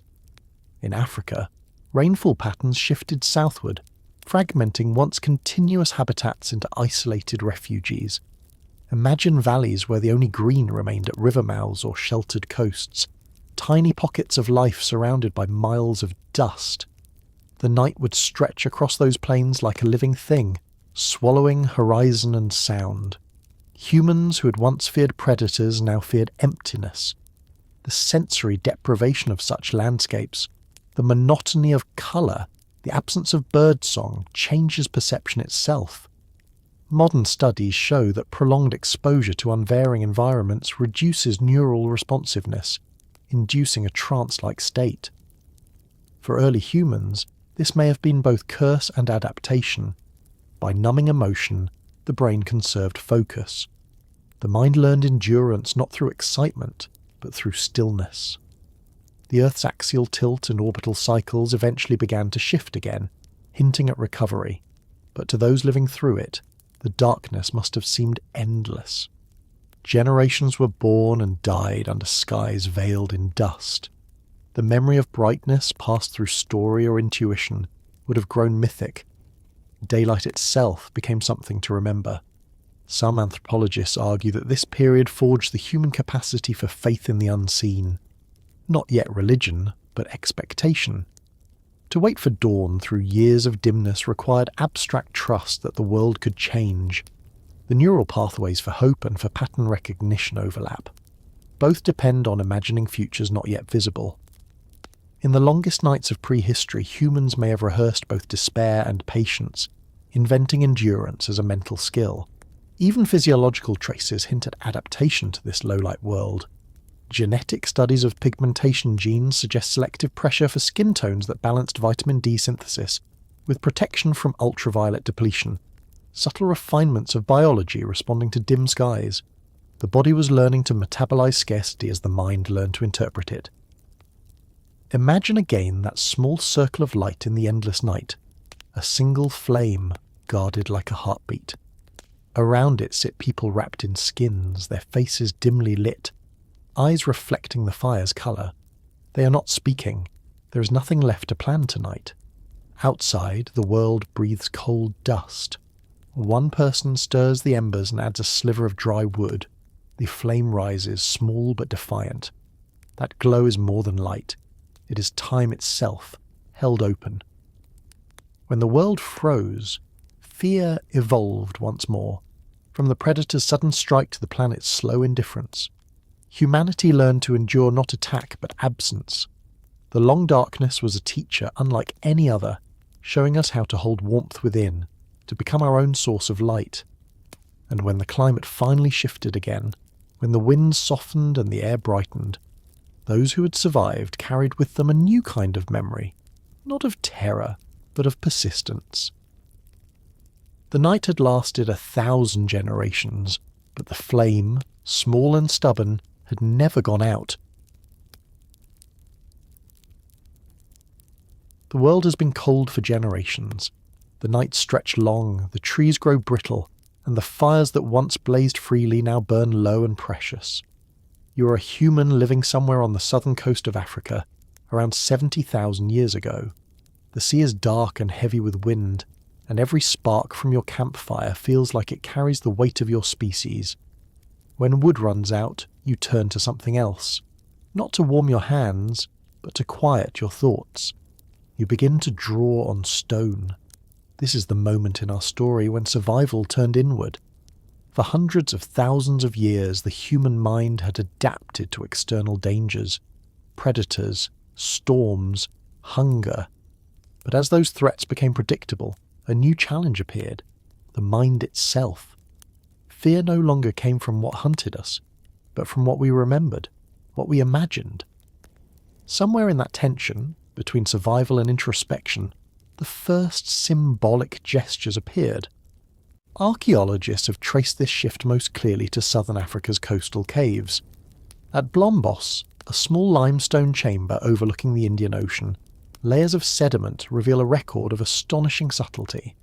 Within these layers, dating to roughly 75 to 60,000 years ago, researchers found pieces of ochre etched with deliberate cross-hatched lines, marine shells drilled and strung as beads, and stone tools refined to near-modern perfection. None of these things fed or sheltered anyone. They served another purpose, one that had no name yet. The ochre pieces are especially haunting. Each one, about the size of a hand, bears a pattern of intersecting lines, too regular to be accidental, too abstract to represent anything specific. The markings seem to repeat across generations, as though the act of engraving itself had become meaningful. Scientists have debated their function for decades. Were they tallies, ownership marks, or decoration? But one theory, growing stronger with time, is psychological. The repetition of lines may have been an act of control, a ritual of focus in an age of chaos. When the external world could not be tamed, the inner one could be ordered through pattern. At the same time, people began using ochre as body pigment, mixing it with animal fat and plant resin. The rich red hue, resembling both blood and sunset, may have offered a sense of vitality and continuity. It's no coincidence that the earliest use of colour in human history coincides with environmental collapse. When light and warmth grew scarce, humans began to create them artificially, through pigment, reflection, and shine. Colour was not luxury, it was reassurance. The making of beads, too, tells of a species seeking structure in scarcity. Perforated shells from sites like Still Bay and Clayseas River reveal deliberate drilling, threading, and wear. Some contain microscopic traces of ochre, suggesting they were painted before being strung. These were not decorations in the modern sense. They were repetitions of motion, tactile loops of meaning. Each bead carried a rhythm, collect, pierce, polish, string, a sequence that offered predictability amid a world that no longer obeyed seasons. Psychologists studying repetitive craft today note that such actions calm the limbic system, reducing stress and stabilizing emotion. It is possible that early humans discovered this intuitively. To make beads in the dim firelight may have been both meditation and message, a way to reassert presence against the vastness of the night. The firelight itself was essential to this transformation. In its shifting glow, colour and pattern behaved differently than in daylight. Ochre glimmered with depth, beads cast tiny reflections. The shadows of hands engraving stone stretched large across cave walls, turning gesture into spectacle. Light changed perception, and perception changed cognition. The world no longer ended at the visible. The flicker of flame created illusion, and the mind learned to tolerate ambiguity. The human brain during this period was already anatomically modern, but behaviour was catching up. Neuroscience suggests that symbolic thought requires three intertwined capacities: abstraction, working memory, and imagination. Abstraction lets you represent one thing with another. Working memory allows you to hold that representation long enough to use it. Imagination lets you combine it with emotion. The ochre marks of Blombos and the beads of Still Bay are fossils of this neurological convergence, where perception and emotion fused into idea. Some researchers call this the symbolic explosion, though in reality it was more like a slow ignition. The same people who etched ochre also crafted compound adhesives by mixing ochre with fat to haft stone points, evidence of planning and chemical understanding. In this way, imagination bridged survival and expression. The materials of art were also the materials of engineering. To think symbolically was to think systematically. But what drove that first need to make meaning? The climate outside remained harsh, food uncertain, night long. In the face of such instability, humans may have turned to representation as a form of simulation, to imagine stability when it no longer existed. The repeated engravings could be cognitive rehearsal, training the mind to predict and order. The marks did not depict, they anchored.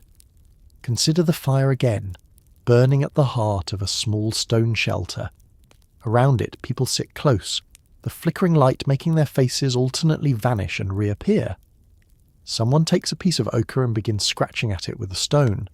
The sound is steady, scrape, pause, scrape again. Others watch, not necessarily understanding, but feeling the calm it brings. The noise of the wind outside fades behind the rhythm of this new act.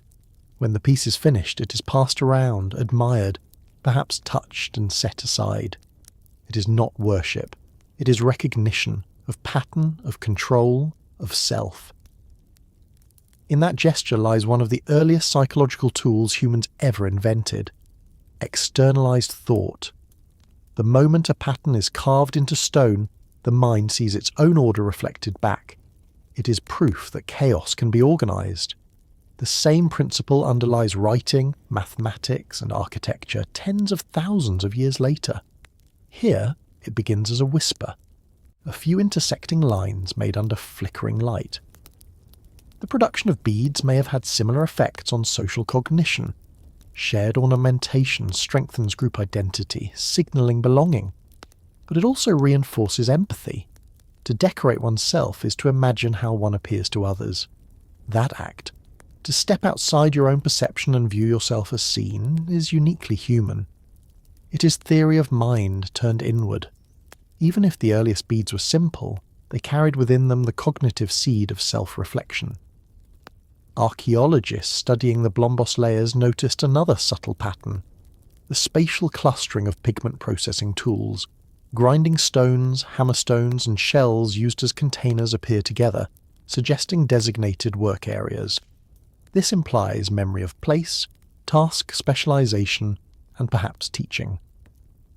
Firelight illuminated not only hands but hierarchy, learners and makers, watchers and teachers. The cognitive warmth spreading across that cave was not just physical, it was cultural. We can even glimpse through modern neuroscience how such work may have shaped brain chemistry. The fine motor control needed to engrave stone or pierce shell activates dopamine reward pathways, reinforcing focus. Each successful line or bead completion triggers satisfaction, encouraging repetition. Over time, these micro-rewards could build resilience against fear and monotony, a neurochemical adaptation to hardship. In this way, imagination quite literally became warmth when wood ran out. Outside, the world was still unforgiving. Dust storms drifted, herds dwindled, rainfall faltered. But inside these small shelters, humans created continuity. The making of something beautiful, or at least deliberate, became an act of defiance against extinction. Each etched line, each coloured surface said, "We are still here, and we can make time." As the climate began to recover around 60,000 years ago, these symbolic behaviours deepened and diversified, spreading across sites along Africa's coasts and interior. But their roots were born in adversity. The mind under stress does not always break. Sometimes it invents.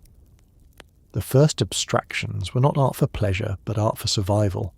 Visual firelight to keep the mind from freezing. When we look at those ochre fragments today, carefully preserved behind glass, it's easy to miss their quiet revolution. They are not masterpieces. They are reminders that thought itself is a refuge, that even in the darkest night of the Pleistocene, humans carried a second fire inside their heads. Imagine this. You're standing at the edge of a continent somewhere along the Horn of Africa around 60,000 years ago. The air tastes of salt and the stars seem impossibly near, mirrored in the dark sea below. Behind you, generations of ancestors lie buried in red soil. Ahead, nothing but black water and night. You can't see the land across it, but you can feel it. The fear is familiar, not of the dark itself, but of what waits beyond it. Still, you go. This was the beginning of our longest journey, the one that would take humans out of Africa and across the world. It wasn't a single exodus, but a slow drift of families and small groups following coastlines, rivers and animal paths, pushed by climate and pulled by curiosity. For tens of thousands of years, Homo sapiens had lived under the same skies, with rhythms of day and night that sculpted our biology. Now, as people moved north and east, those rhythms changed. Nights grew colder, days shorter, and the old balance between sunlight, temperature, and fear began to rewire our species. The first thing that changed was light itself. The equatorial world had offered near-constant 12-hour days, a steady drumbeat of sunrise and sunset. Farther from the equator, daylight stretched and shrank with the seasons. For a brain built on rhythm, this meant recalibration. Genetic evidence today shows that as humans spread into higher latitudes, mutations in circadian regulating genes, especially those linked to melatonin and the internal clock, began to diverge. These changes didn't happen consciously, but through generations of natural selection. The humans who could function with less sunlight, who could stay alert during long winter darkness or brief northern summers, were the ones who endured. Fear followed, but it adapted too. In Africa, night had always meant predators, lions, leopards, hyenas, creatures with eyes that glowed in the dark. But in the lands that awaited beyond, many of those ancient threats disappeared, replaced by new dangers: cold, silence, isolation. Imagine crossing a dense southern Asian forest, where the air hums with insects but the canopy blocks out the stars, or walking across a moonlit plain in what is now Arabia, the night vast and empty. In each landscape, darkness carried a different meaning. Humans learned to fear not only what was seen, but what could not be predicted. Strange sounds, foreign winds, unfamiliar constellations. What's remarkable is how consistently humans carried patterns of vigilance wherever they went. Studies of modern populations show that humans remain more alert to sounds in darkness than in light, regardless of environment, an ancient neurological inheritance. Even in northern latitudes where large nocturnal predators were rare, the brain's fear circuitry stayed tuned to ambiguity. The night itself became the predator. This hyper-awareness, encoded through countless generations, may have been one of the invisible forces that shaped our migration. Caution as a form of adaptation. Archaeological traces along early coastal routes, from the Red Sea to India's southern peninsulas and eventually into Southeast Asia, tell of groups mastering both light and darkness. Hearths cluster in rock shelters and caves, often near entrances but rarely deep inside. Fire became a portable boundary, a way to carry day wherever one went. Burned shells, fish bones and plant remains show that humans had learned to time their activity with the tides and moon cycles. The sea, once an alien darkness, became a clock. At the same time, genetic evidence suggests that sleep patterns began to fragment.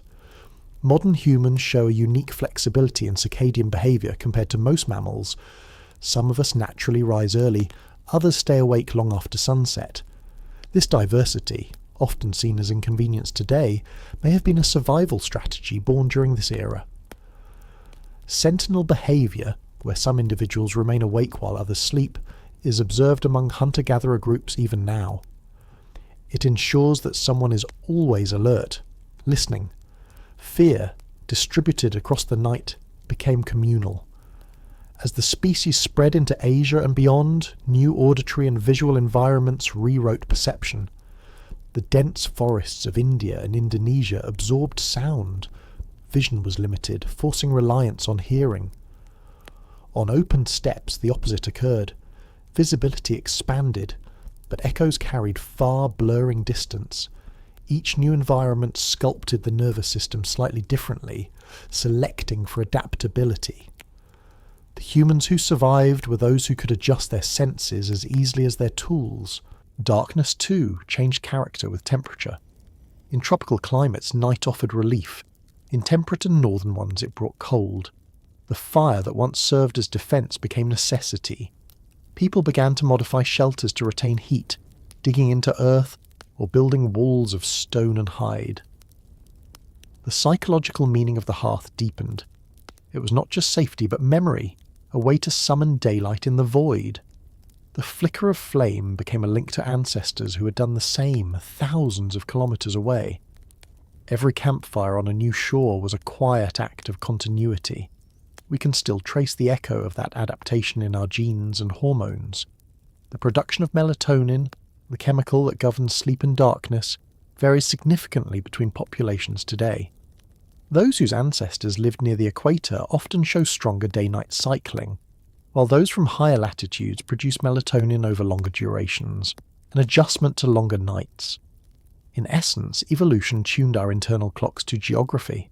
Fear and fatigue became climate-dependent. It wasn't just biology that travelled. Culture did too, in the form of shared awareness. When humans encounter unfamiliar landscapes, they respond first through narrative, naming, categorizing, explaining. Although there's no evidence yet for myth in this period, the roots of explanatory storytelling likely began here. The unfamiliar was turned into something communicable. Warnings, directions, patterns of stars. Language, which had already matured in Africa, became a vessel for orientation. To describe danger aloud was to control it. Migration also introduced a new dimension to fear, the unfamiliar others who might be encountered along the way. In a world still sparsely populated, every distant fire might signal either kin or competition. This heightened the importance of social cohesion within small bands. Trust became survival. The brain's fear systems, once tuned to predators, began extending to social contexts, detecting friend from foe, familiar from strange. This was not paranoia, but adaptation, empathy as a refinement of vigilance. In following coastlines and rivers, humans eventually reached regions where night lasted longer than day. The first winters spent under such skies must have been bewildering. Imagine weeks where the sun barely rises, where dusk and dawn blur into a single dimness. For a species evolved on the equator, such monotony of light could unbalance physiology. Yet instead of retreating, we adapted. Fires burned longer, shelters became more complex, and sleep patterns stretched and compressed to fit the new rhythm. Darkness, once absolute, became negotiable. Geneticists studying modern circadian variation proposed that this flexibility may have given Homo sapiens a distinct edge over other human species. Our internal clocks, though deeply ancient, can adjust faster than almost any other mammals. The biological machinery that once responded to predators at dusk now helps travellers cross time zones. It is the same architecture. Vigilance evolved into resilience. But adaptation always comes with cost. As groups moved farther north and east, ultraviolet radiation decreased, reducing vitamin D synthesis. Skin gradually lightened over millennia, but in the short term, deficiencies could have caused illness and fatigue, reinforcing the sense of a hostile environment. The mind, already stretched by novelty, had to learn endurance. Fear transformed again, from momentary alarm to chronic uncertainty. And yet, through that uncertainty, humans carried something constant: curiosity. The same neural pathways that trigger fear also drive exploration. Both rely on dopamine and norepinephrine, chemicals that heighten alertness. In evolutionary terms, anxiety and curiosity are twins. The first keeps you alive, the second makes you move. The migrations that began in darkness were not escapes but searches, a collective instinct to find balance between safety and discovery. Picture it: a line of people walking under strange stars along the coast of the Arabian Peninsula. Behind them, the fires of Africa glow faintly over the horizon. Already memory. Ahead, the faint outline of new land under the moon. Their shadows stretch over sand, long and silent. They are the same shadows cast 100 generations before beside the first fires. The difference is only where the darkness begins. The fear that travelled was not weakness. It was the mechanism that made adaptation possible. The whisper that kept us awake. The caution that made us invent. The discomfort that forced us to imagine something better. We didn't leave fear behind. We carried it with us, reshaping it to fit every new night. And somewhere along the way, that fear stopped being only a reaction to danger. It became a teacher, guiding the species toward the light. Imagine this. The air is sharper than glass. The horizon glows faint green, and the night sky, once quiet and black, begins to move. Curtains of light ripple overhead, wavering like ghosts trapped in the upper air. The wind is dry, metallic. Beneath those skies, humans stand still, watching the heavens change colour for the first time in memory. It is 50,000 years ago, and the planet has entered one of its most volatile moods. The Earth is descending toward the height of the last ice age. Glaciers spread like slow grinding tides from the poles, swallowing mountain ranges and flattening forests. Winds grow stronger as temperature gradients sharpen between frozen and temperate zones. dust storms sweep across the continents. Sea levels fall, exposing new coastlines and plains that gleam like bone. For those who lived through it, the world no longer felt stable. The sky flickered, the air hissed, the ground sometimes burned. Fear, once a response to living things, now turned toward the planet itself. The shifting magnetosphere of the Ice Age produced auroras far beyond the polar regions. Plasma streams from the sun collided with the atmosphere, igniting nights in green, crimson, and violet veils. For early humans moving through Central Asia or Europe's southern steppes, these lights would have been both mesmerizing and incomprehensible. Modern physics can explain them as charged particles guided by Earth's magnetic field, but to minds tuned for pattern and agency, they must have seemed alive, shimmering creatures of the sky, perhaps signs or warnings. The first superstitions may not have come from imagination alone, but from atmospheric electricity. Meteor showers, too, grew more visible in the thin, dry air of glacial climates. High-altitude dust from volcanic eruptions enhanced their brightness, scattering sunlight through long twilight arcs. Some impacts were far from subtle. Around 48,000 years ago, a meteorite struck what is now northern Arizona, carving a crater more than a kilometre wide. Others, smaller but more frequent, exploded in the upper atmosphere, releasing energy equal to nuclear blasts. Across the continents, humans would have witnessed sudden streaks of fire splitting the sky, followed by concussive booms that echoed across valleys. It is no coincidence that many ancient myths, preserved tens of millennia later, speak of falling stars as omens or weapons. The memory of celestial violence may have entered language long before it entered religion. The nights themselves grew longer and colder. Atmospheric dust and glacial aerosols scattered sunlight, muting the day's brightness and deepening the contrast at twilight. The stars seemed sharper, closer. But beneath that beauty lay new danger. Temperatures plummeted, plants retreated southward, animals followed. Entire ecosystems shifted within a few generations.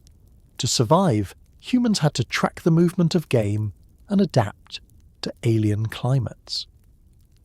For those migrating north, snow and ice refracted the moonlight in strange ways. Shadows doubled, horizons shimmered, voices carried differently. The physical world distorted perception, feeding both awe and anxiety.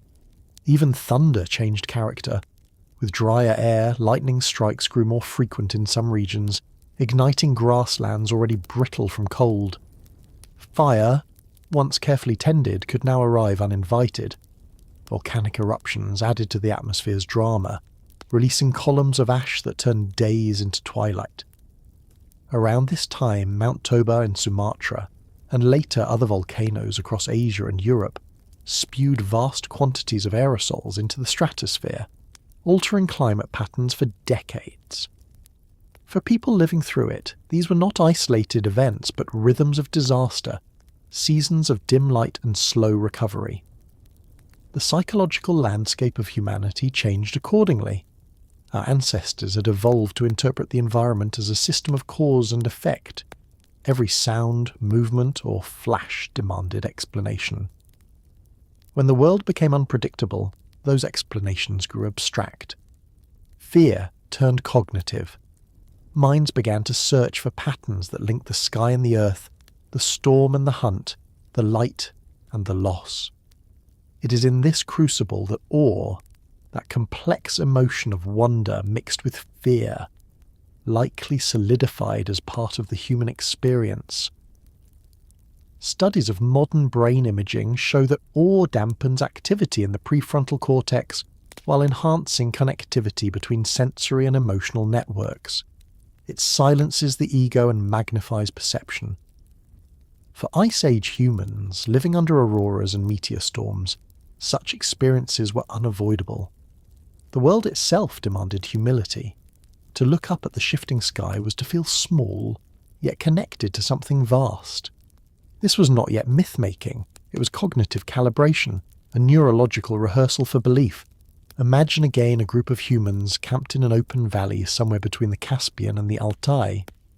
The night is bright with aurora light, green curtains drifting silently above. Snow reflects the glow, turning the whole landscape into a moving mirror.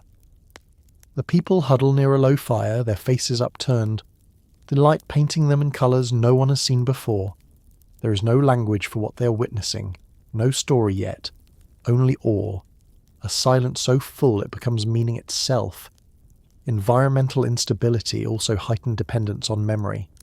When conditions changed so fast that direct experience was unreliable, knowledge had to persist through communication. This gave survival value to those who could describe, imagine, and predict. The human brain's capacity for abstraction, already emerging in symbolic behaviour, became a shield against randomness. But the same ability that allowed planning also made fear contagious. To imagine what might happen is to suffer it in advance. Anxiety, once immediate, became anticipatory. The Ice Age may have been when humanity first learned to fear the future. Skies of fire, trembling ground, endless cold. These were not metaphors, they were data, sensory facts that demanded interpretation. Even the shifting magnetic field of the planet left subtle imprints on migration routes and animal patterns, forcing humans to adapt to strange compass directions. Everything familiar became provisional.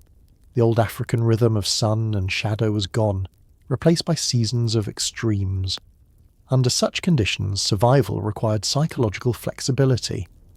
The same neurons that once triggered flight at the rustle of grass now mediated reflection on natural phenomena.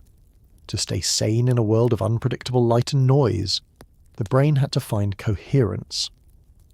Some researchers suggest that this constant search for agency, to attribute will or intention to nature, laid the groundwork for spirituality. Not yet gods, but the idea that forces beyond comprehension could possess personality. The flickering aurora became not just light, but presence. The paleoclimate record shows that between 50 and 40,000 years ago, temperature swings of several degrees could occur within a human lifetime. Glacial dust trapped in ice cores tells of oscillations that lasted centuries but began in months. Entire generations might have grown up during a single cold phase, only for their grandchildren to see partial thaw. The sky's shifting brightness, the Earth's rumbling, the ocean's retreat and return, all combined to make the world feel animate, responsive. In the absence of stable cause and effect, humans supplied their own. Meteorite fragments found in several prehistoric sites hint that people may have collected or even worked with fallen iron long before smelting existed. To hold a piece of metal that fell from the heavens must have been an experience of pure mystery, a solid piece of sky. It's possible that this contact with extraterrestrial material, glowing and magnetic, fed the first symbolic associations between the celestial and the sacred. Even before art, there was fascination. The nights of the Ice Age were long enough to nurture imagination.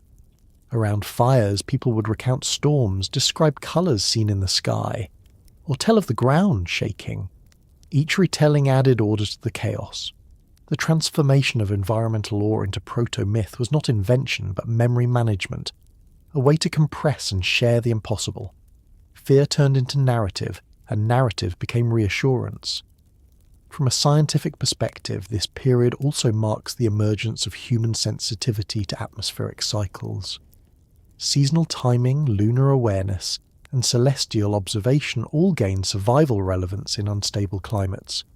The brain that once reacted to predators began reacting to patterns of stars. Tracking time itself became an adaptation, and with that, the darkness above ceased to be merely dangerous. It became legible. Imagine now the same aurora, years later, flickering over frozen plains. Children point, elders explain, or at least pretend to. The unknown has been named, the unpredictable domesticated through words. The fear remains, but it has direction. That transformation, from reaction to reflection, is perhaps the greatest evolutionary leap of this time. When the world turned cold and strange, fear did not paralyze us. It evolved into awe, into pattern, into the beginnings of meaning.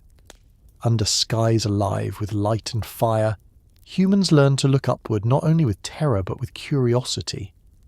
And that may have been the moment when the species began to ask questions not just about survival, but about existence itself.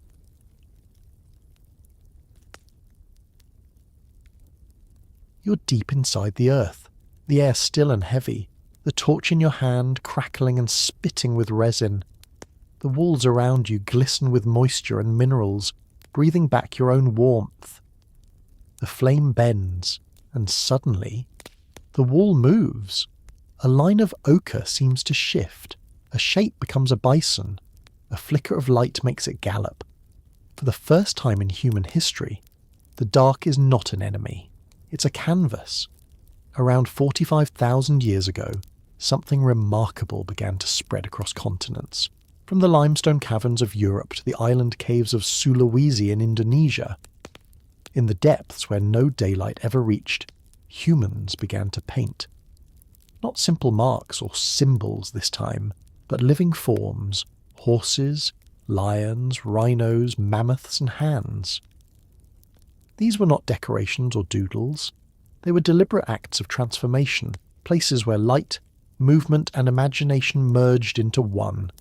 The caves of 𝐓𝐈𝐌𝐿𝐄𝐒𝐓𝐀𝐌𝐏𝐒 in southern France hold some of the oldest and most breathtaking examples.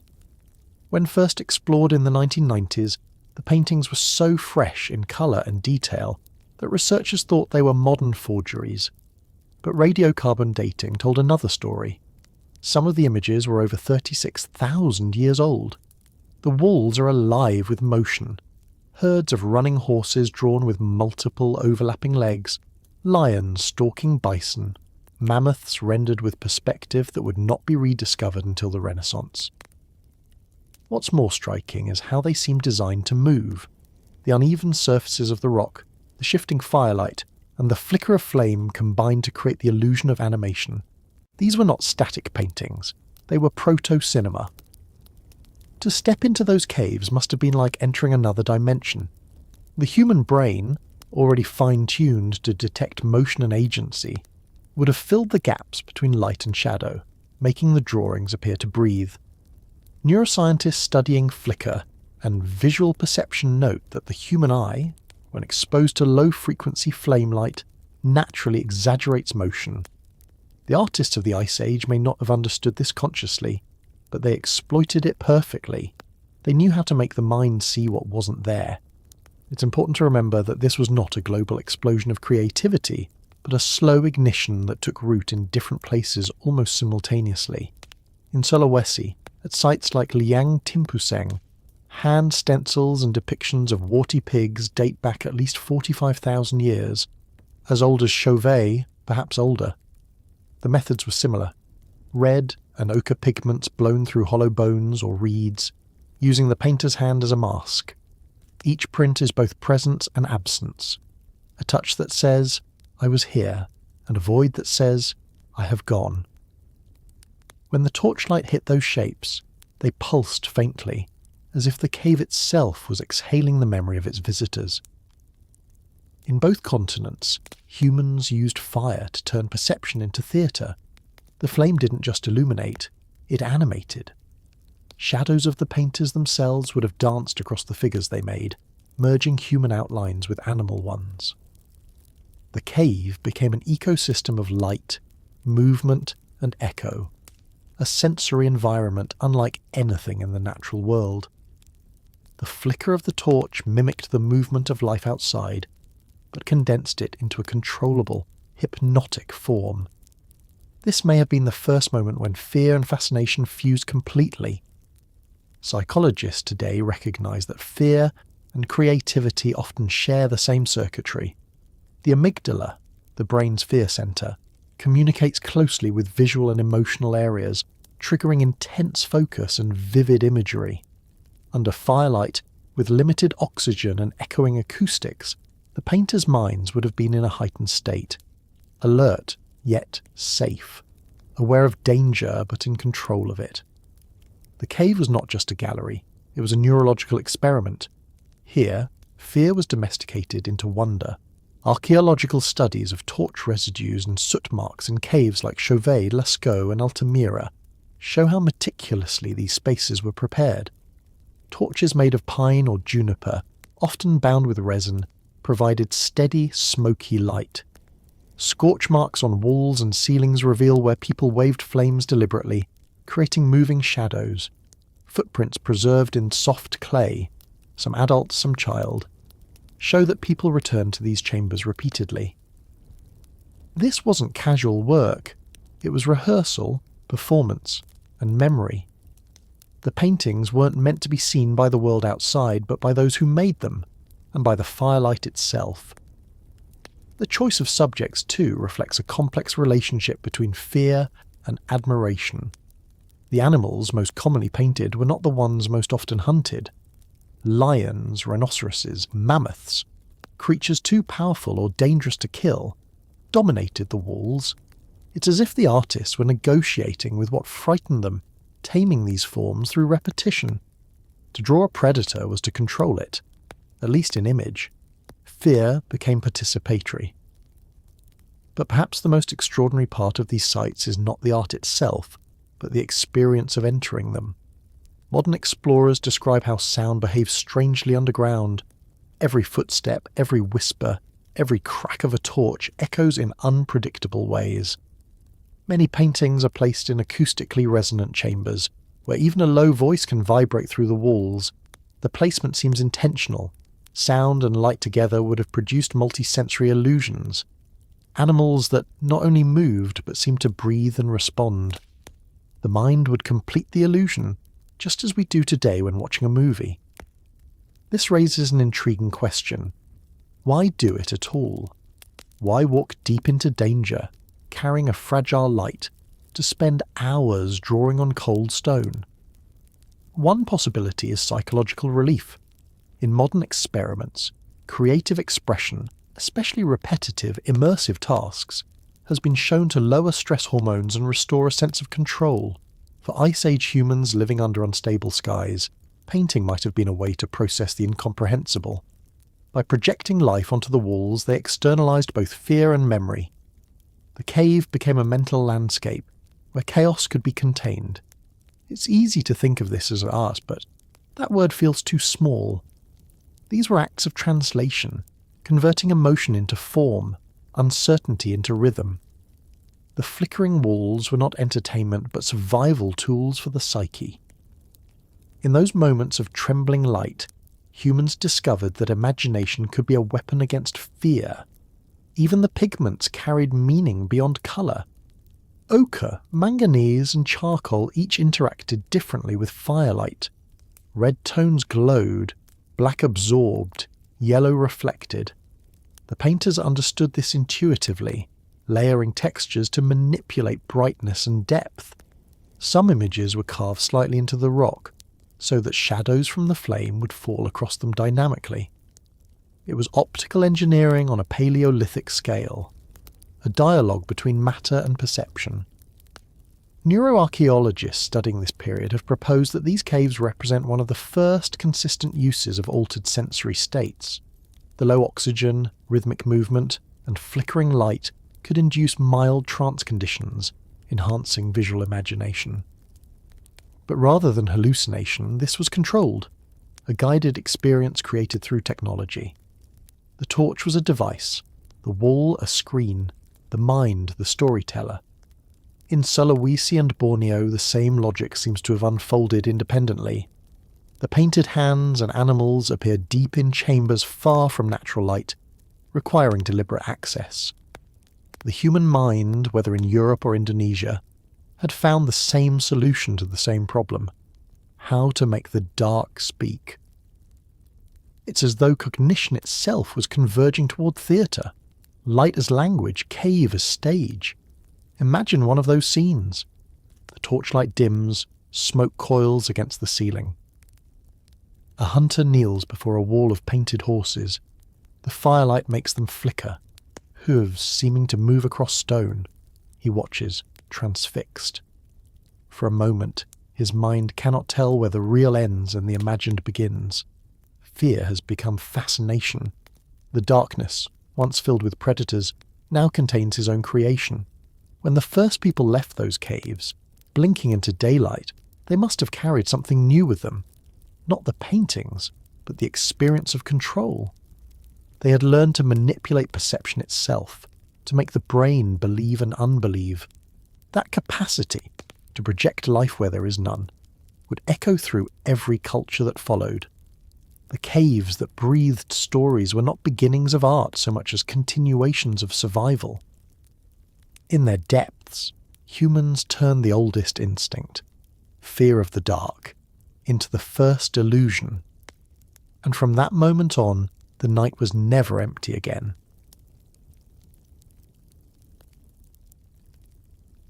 A figure steps out of the dark, their breath visible in the cold, their face hidden behind the skin of an animal.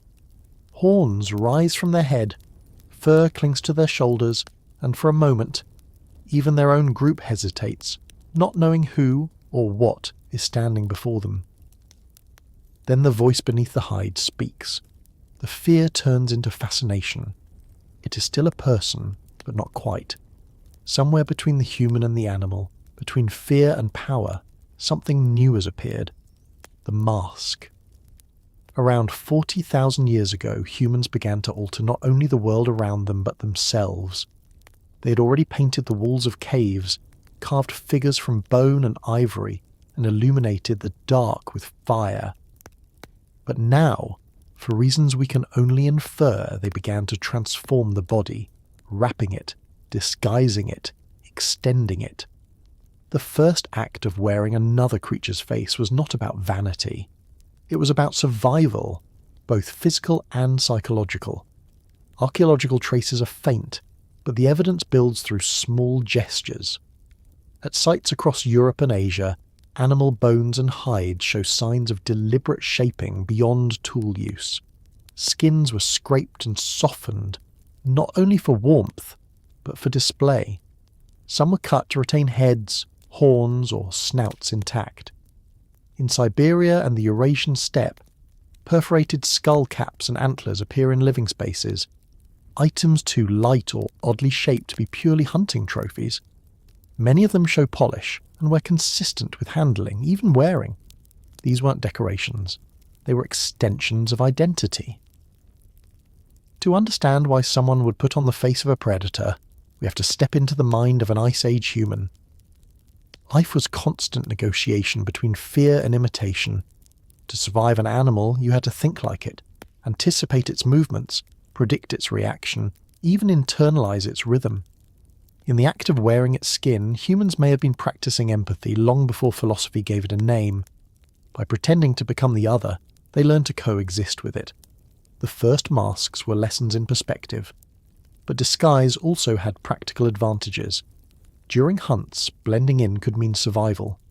Wrapping in hides reduced scent, altered silhouette, and helped hunters approach herds undetected. Some anthropologists propose that early camouflage, the act of covering one's face or body with natural materials, may have evolved into performance through repetition. What begins as technique becomes ritual when the brain starts to associate it with power. When the masked hunter returns successful, the disguise itself becomes sacred through pattern recognition. It worked once. It must work again. Something else was happening at the same time, deep in our neurology. Around this period, the human capacity for theory of mind, the ability to imagine another's intentions and emotions, reached full maturity. To recognize another consciousness is to realize your own separateness. That realization in turn invites the temptation to blur it again, to step into someone else's form, if only temporarily. The mask, therefore, is both rebellion and reunion. It allows the wearer to leave themselves, to become something safer or stronger, without truly ceasing to be human. From an anthropological standpoint, disguise may have offered relief from fear in two ways. First, by embodying the object of fear itself, wearing the predator's head, the individual symbolically reverses the power dynamic. The hunter becomes the lion. The lion loses its hold over the imagination. Second, by creating anonymity within the group, Masks allowed temporary suspension of hierarchy. When no one knows who is behind the face, the social order can reset. In that brief moment, identity becomes fluid, and with it, anxiety dissolves. Imagine the scene in Firelight. The group gathers near the cave mouth, cold air mixing with smoke. A figure steps forward, wearing the hide of a bear. The firelight flickers across the fur, making it seem alive. The others draw back, unsure whether to laugh or run. Then the figure growls, mimicking the sound of the animal they all fear. Some shout, some clap, some join in. The fear turns into rhythm, then into performance. In this transformation, something fundamental changes. The group is no longer just reacting to the dark. They are using imagination to command it. Modern cognitive psychology gives this an unexpected parallel. Fear rehearsal. Exposure therapy, practiced unconsciously for millennia, teaches the brain to manage anxiety by confronting it in controlled settings. The earliest masks may have served the same function. By facing the terrifying, by becoming it, humans built resilience. Each act of imitation rewired the brain's relationship to fear. It wasn't denial, it was rehearsal for control. Even the materials mattered. Fur and skin were tactile, warm, familiar. When placed over the face, they changed not only how the person looked, but how they sounded and breathed. The muffled voice, altered scent and restricted vision all contributed to a sense of detachment from the self. Neurobiologists studying modern masks use note that sensory distortion can induce dissociation, a mild, temporary separation between self and body.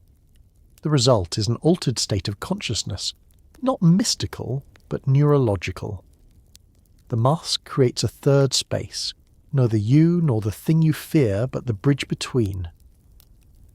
This act of transformation wasn't confined to Europe. In Africa and Southeast Asia, evidence of hide working, pigment application, and composite adornment shows that humans everywhere experimented with extending the body.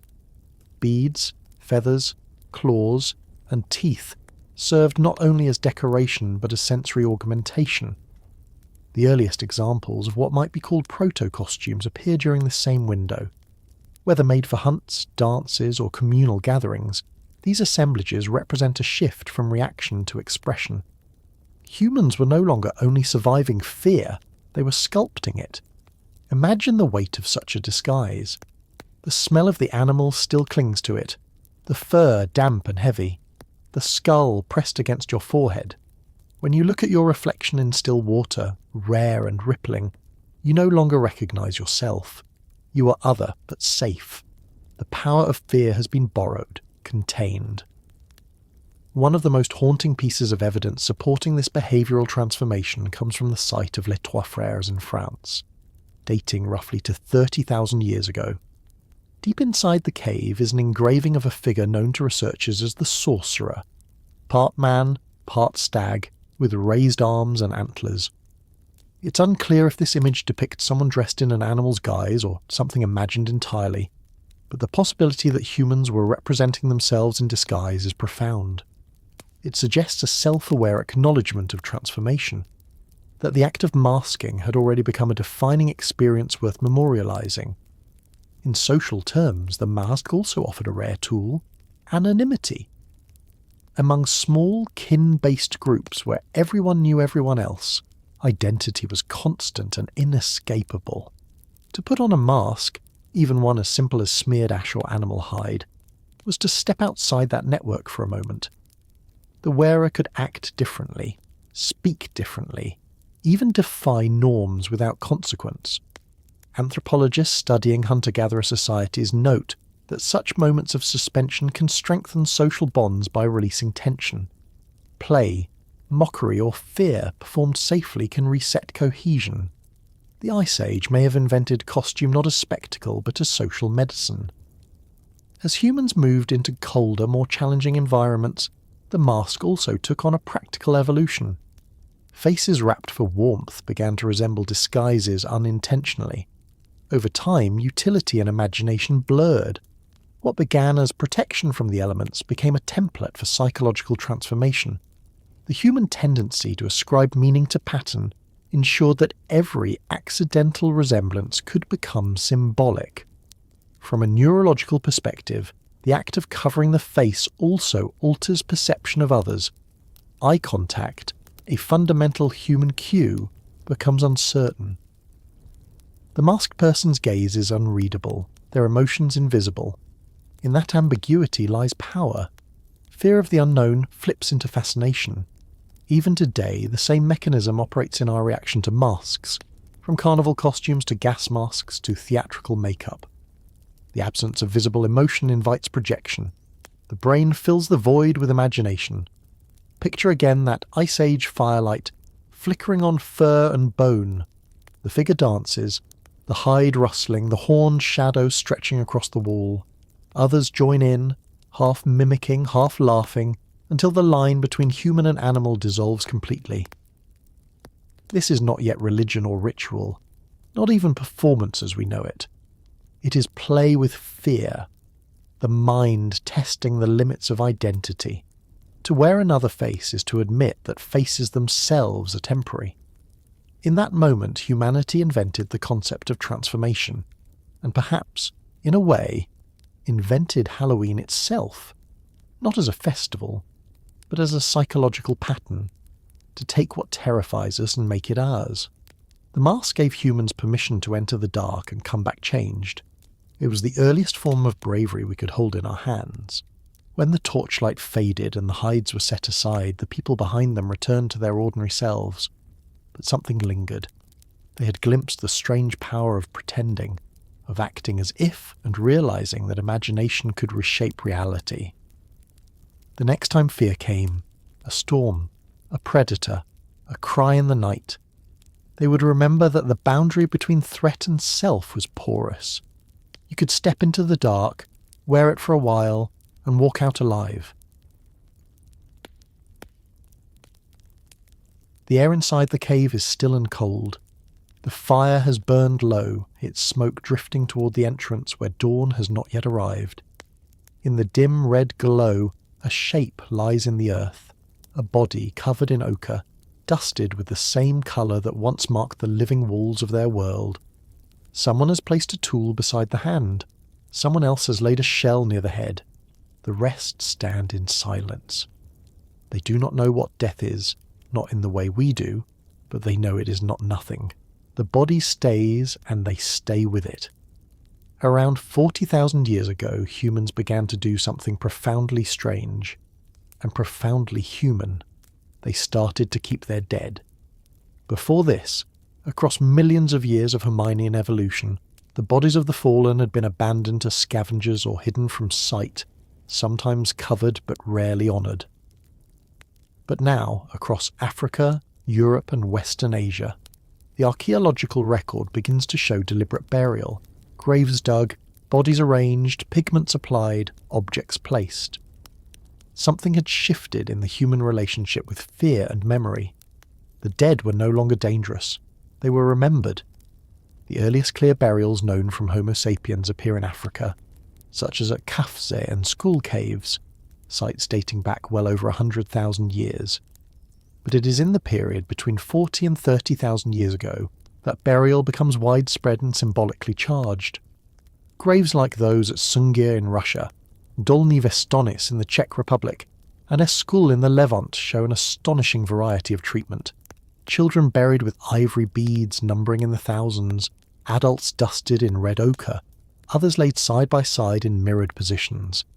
Each one speaks of attention, deliberation, the quiet acknowledgement that a person could continue to mean something after they stopped breathing.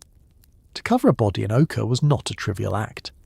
Red ochre had already been used for pigment and decoration, its colour echoing both blood and sunset. 2 daily encounters with transformation.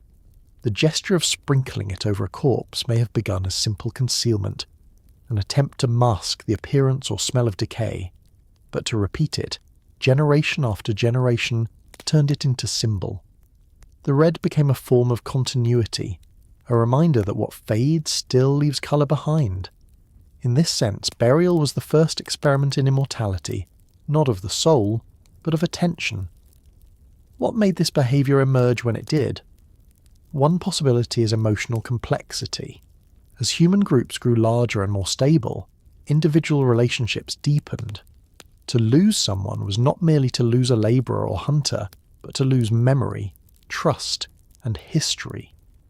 Grief, that distinctly human synthesis of love and awareness, may have compelled people to linger. The practical act of burial provided structure to an emotion that otherwise had no outlet.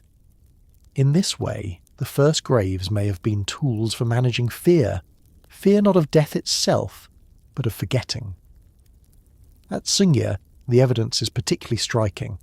2 children, perhaps 12 and 13 years old, were buried head to head, their bodies covered with red ochre and adorned with thousands of ivory beads, each carved painstakingly by hand. The care and time required suggest that the creation of the burial was a communal effort lasting weeks. Such dedication is difficult to explain through survival logic alone. It was an emotional economy, an act of meaning-making in a world that otherwise offered none. The grave was not simply where the dead rested, it was where the living negotiated with absence. The decision to bury also transformed the landscape. For the first time, humans began to leave visible marks of permanence. Graves became landmarks, memory points in a migrating world. Even without written language, they told stories. Someone lived here, someone mattered here. In returning to these sites, generations would find continuity in an otherwise unstable Ice Age environment. Burial, in this sense, was also the birth of geography, the first mapping of emotional terrain. But fear never vanished entirely. To touch the dead was to confront decay, disease, and uncertainty. Many burials include signs of separation between the living and the corpse, stones placed over bodies, fires lit nearby, or careful containment within pits or caves. These precautions may have been practical or symbolic, perhaps both. Even in compassion, there lingered a boundary. Humans were learning to hold 2 truths at once, that death was natural, and that it was terrifying. In the quiet between those truths, ritual was born. Not ritual in the later religious sense, but patterned behaviour that made the incomprehensible tolerable. The repetition of gestures, cleaning, arranging, colouring, soothed the mind's need for control. Modern studies show that repetitive action can reduce anxiety by stimulating predictable neural rhythms. Our ancestors may not have understood this biologically, but they practiced it intuitively. Each stroke of ochre across skin was a small victory over chaos. The inclusion of objects, tools, ornaments, animal bones adds another layer. In some cases, the items appear purely personal. In others, they seem chosen for functional beauty. The idea that the dead might need such things implies a new category of thought, the projection of experience beyond life. Even if not yet belief, it was imagination extended into time. The grave became a conversation between the present and the possible. Consider the sensory reality of these moments. The scent of earth freshly turned, the texture of ochre powder clinging to fingers, the stillness of a body that once breathed beside you. In the flickering firelight, faces gather, each reflecting both grief and curiosity. The act of burial is slow, deliberate, a choreography of farewell. When the soil finally covers the last patch of red, there is silence, and in that silence something ancient and unspoken solidifies. Memory. Memory, however, is double-edged. To remember the dead is also to carry them. In time, what began as mourning could easily become fear of return, the uneasy sense that the absent are never entirely gone. Some graves show signs of reopening, of bones moved or retrieved. Others are surrounded by traces of continued visitation, fires relit, shells rearranged, footprints overlapping. Whether out of affection or anxiety, the dead had become part of daily life. The line between presence and absence blurred. This blurring may explain why burial practices diversified so rapidly across regions. In some cultures, bodies were left exposed before interment. In others, they were tightly bound. The variations suggest experimentation, humanity's ongoing attempt to balance emotion, hygiene, and cosmology without yet naming any of them. Each community invented its own equilibrium between reverence and fear. Archaeologists have long debated whether these burials prove belief in an afterlife. The truth may be simpler and more profound. Burial marks the moment when humans refuse to let randomness have the last word. It was an act of defiance against meaninglessness. Whether they thought the dead continued somewhere else or simply wished they did, the act itself testified to a mind unwilling to accept finality. Interestingly, many early graves occur in caves or near rock shelters, the same environments used for art. Both spaces share a physical and psychological resemblance: enclosed, dark, echoing. Perhaps this was coincidence, or perhaps humans sensed that the places where they painted life were also fitting places to guard death. In both, the living confronted the unknown. The cave became a portal between fear and fascination, between what was gone and what might remain. The ochre that once drew animals on walls now covered human bodies. The same pigment that brought movement to stone now disguised stillness in flesh. This continuity between art and burial is telling. Humans had discovered that imagination could soothe both terror and loss. The pigment was more than decoration.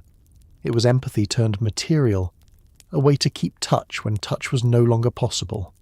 Imagine again that Ice Age dawn. The fire outside has died down. The burial is complete. The group steps back into the light, their hands still red with ochre dust. They leave the cave quietly but not empty. Behind them lies the first proof that memory can survive fear. The body is gone, yet it still occupies space, in earth, in pigment, in thought. And perhaps that is what makes this moment so haunting. The act of burial did not end fear. It transformed it. The awareness of death did not vanish once the grave was filled. It lingered in the mind as something both intimate and eternal. In trying to protect the dead, humans ensured that death itself would never again be forgotten. The first graves were not endings. They were beginnings of story, of continuity, of the strange comfort that comes from remembering what cannot be undone. A camp sits in silence, somewhere along a glacial river valley 30,000 years ago. The people within it are still awake, though the fire has burned low. Every sound beyond the circle of light, a crack of ice, a distant animal cry, stops their breath for a heartbeat. And yet they do not flee. They listen. They calculate. The fear that once sent their ancestors running now holds them still, alert, reasoning.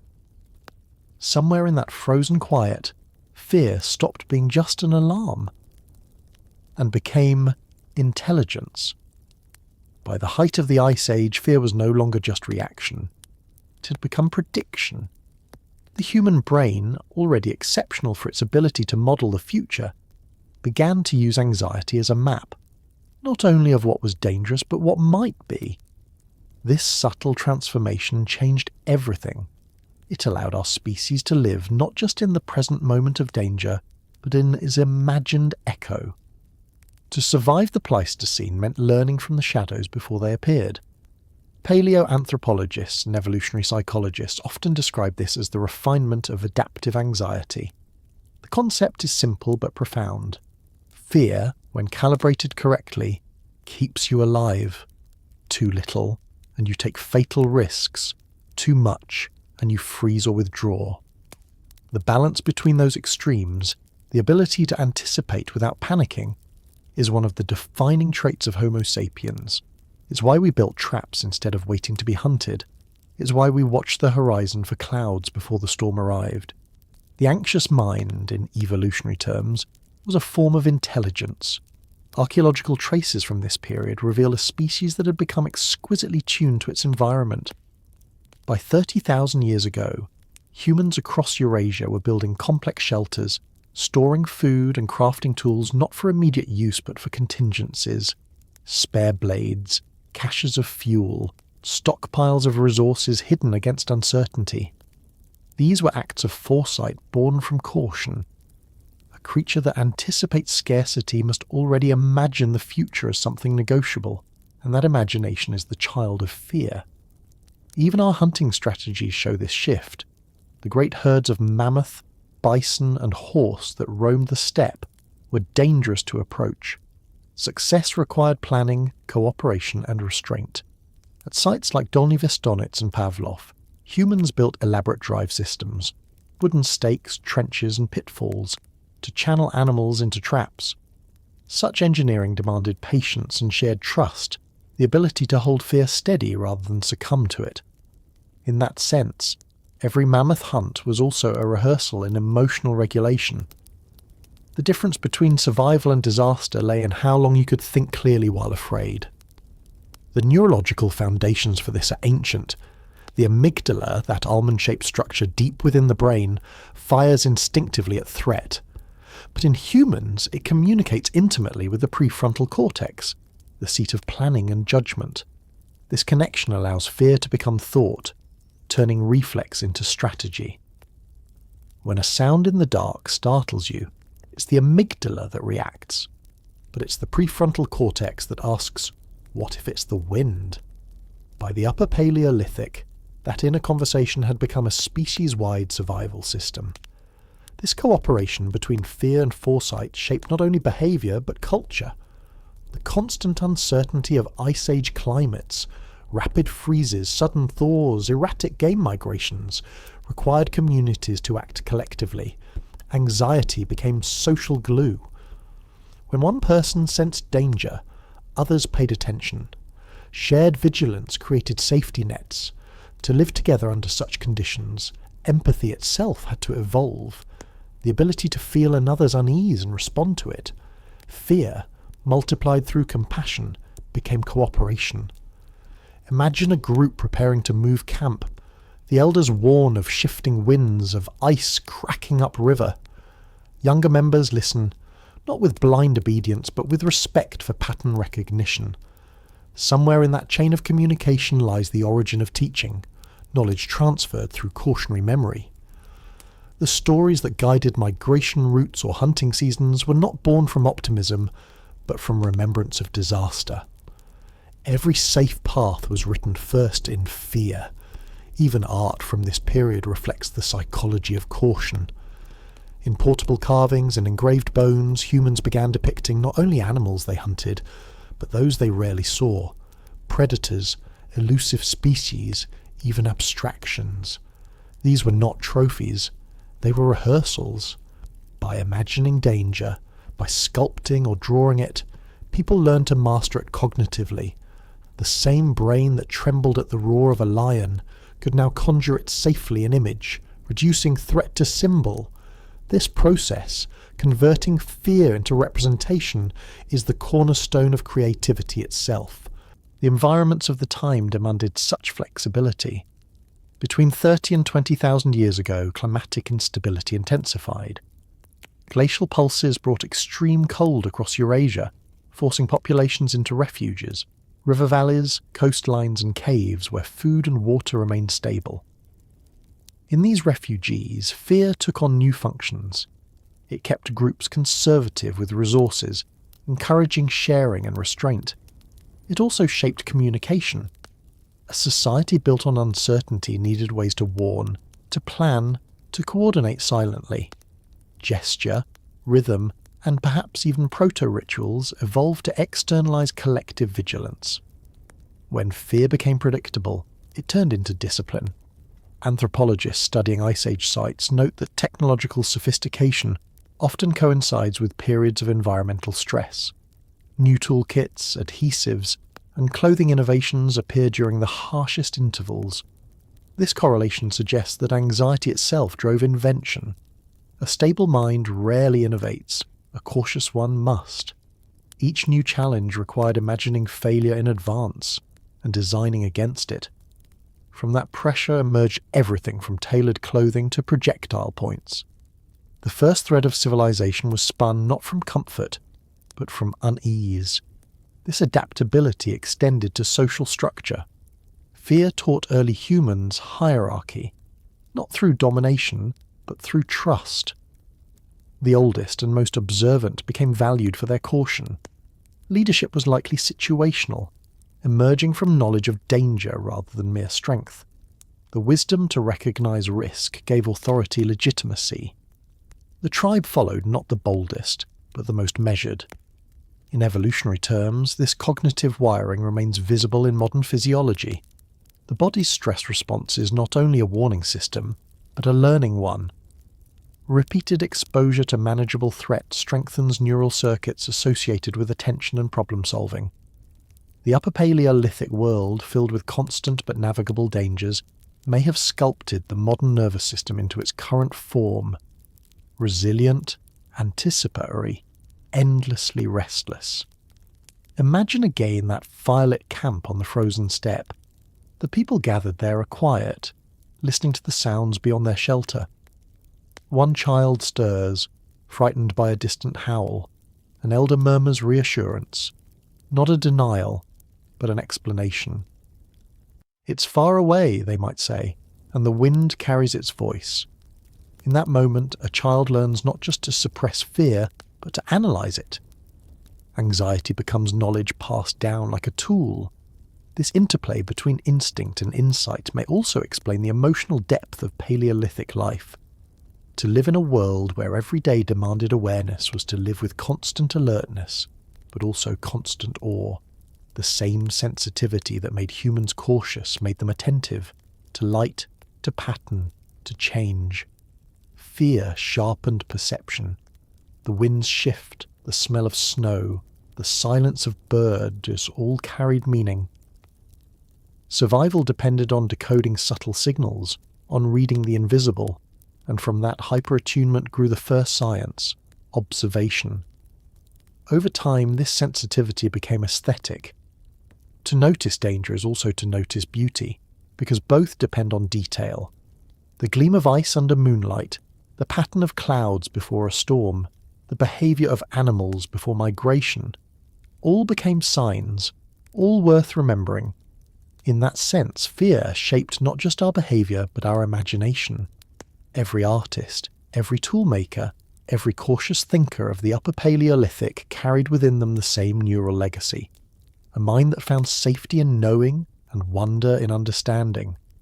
As the Ice Age deepened toward its coldest centuries, that blend of vigilance and creativity ensured humanity's continuity. Fear taught us to build, to plan, to teach. It kept fire burning through the longest nights and gave us reason to look forward to dawn. It was never an enemy. It was a mentor, relentless, whispering, instructive. Imagine one last time the first light of morning rising over a frozen plain. The wind has calmed, the fires are low, people begin to move, collecting tools, checking the horizon. The cold is still cruel, but it no longer terrifies. It instructs, in every decision they make, to stay close, to share warmth, to travel together. Fear is there, quiet and steady, shaping intelligence itself. And perhaps that is the real legacy of this era. Humanity did not overcome fear. We learned from it. The Ice Age forged minds that could think beyond reflex, that could turn anxiety into strategy and uncertainty into story. In the long dialogue between danger and understanding, fear was never silence. It was the first teacher. A city at midnight seen from above. A soft, golden grid stretching endlessly into the dark, like a constellation that forgot the stars existed first. Every window, every streetlight, every glowing screen is a small defiance against the night. We no longer fear the dark because we erased it, but perhaps in doing so, we also silenced something ancient in ourselves. Once darkness was not absence, it was dialogue. It spoke in sounds, in shifting shadows, in the slow heartbeat of a sleeping world. Now we live inside a permanent dawn of our own invention. And yet, somewhere deep inside the brain that evolved beside firelight, the old anxiety still stirs. The story of light and darkness did not end when we tamed fire. It continued, through candles, torches, oil lamps, and cities that shimmered like captured stars. For nearly 2 million years, our species learned to live by a rhythm written in the sky. Day for survival, night for imagination. The coming of true night once meant surrendering control to predators, to silence, to dreams. It was terrifying, but it was also when the mind began to wander, to imagine, to remember. Now we have built an unbroken day. The lights stay on. The screens never rest. The sky above most of our homes glows orange with perpetual twilight. We conquered the night so completely that some of us have forgotten what it feels like to see real darkness. Physiologically, we are still creatures of dusk. Inside every human cell beats a 24-hour clock, a molecular rhythm older than our species. For countless generations, our ancestors' bodies rose with light and slowed with darkness. Melatonin, the chemical whisper that once signalled safety and sleep, still flows through our blood when the sun disappears. But in the last few thousand years, and especially in the last 100, that cycle fractured. The blue light of screens, the hum of electricity, the constant stimulation of modern life have turned the ancient conversation between night and mind into static. Insomnia, that strange gift of civilization, might simply be our biology, remembering the fear we replaced with brightness. There's an irony in that. The same mind that once trembled at shadows now suffers from their absence. We fill our rooms with artificial day, and yet the unease remains. Quieter, internal, shapeless. Scientists studying circadian rhythms have found that even a faint glow during sleep can suppress deep rest. The body, confused, stays alert. It doesn't trust the illusion.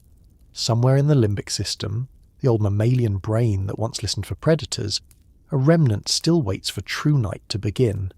It never does, and so it keeps listening. For early humans, fear of the dark served a purpose. It kept fires burning, communities close, minds sharp.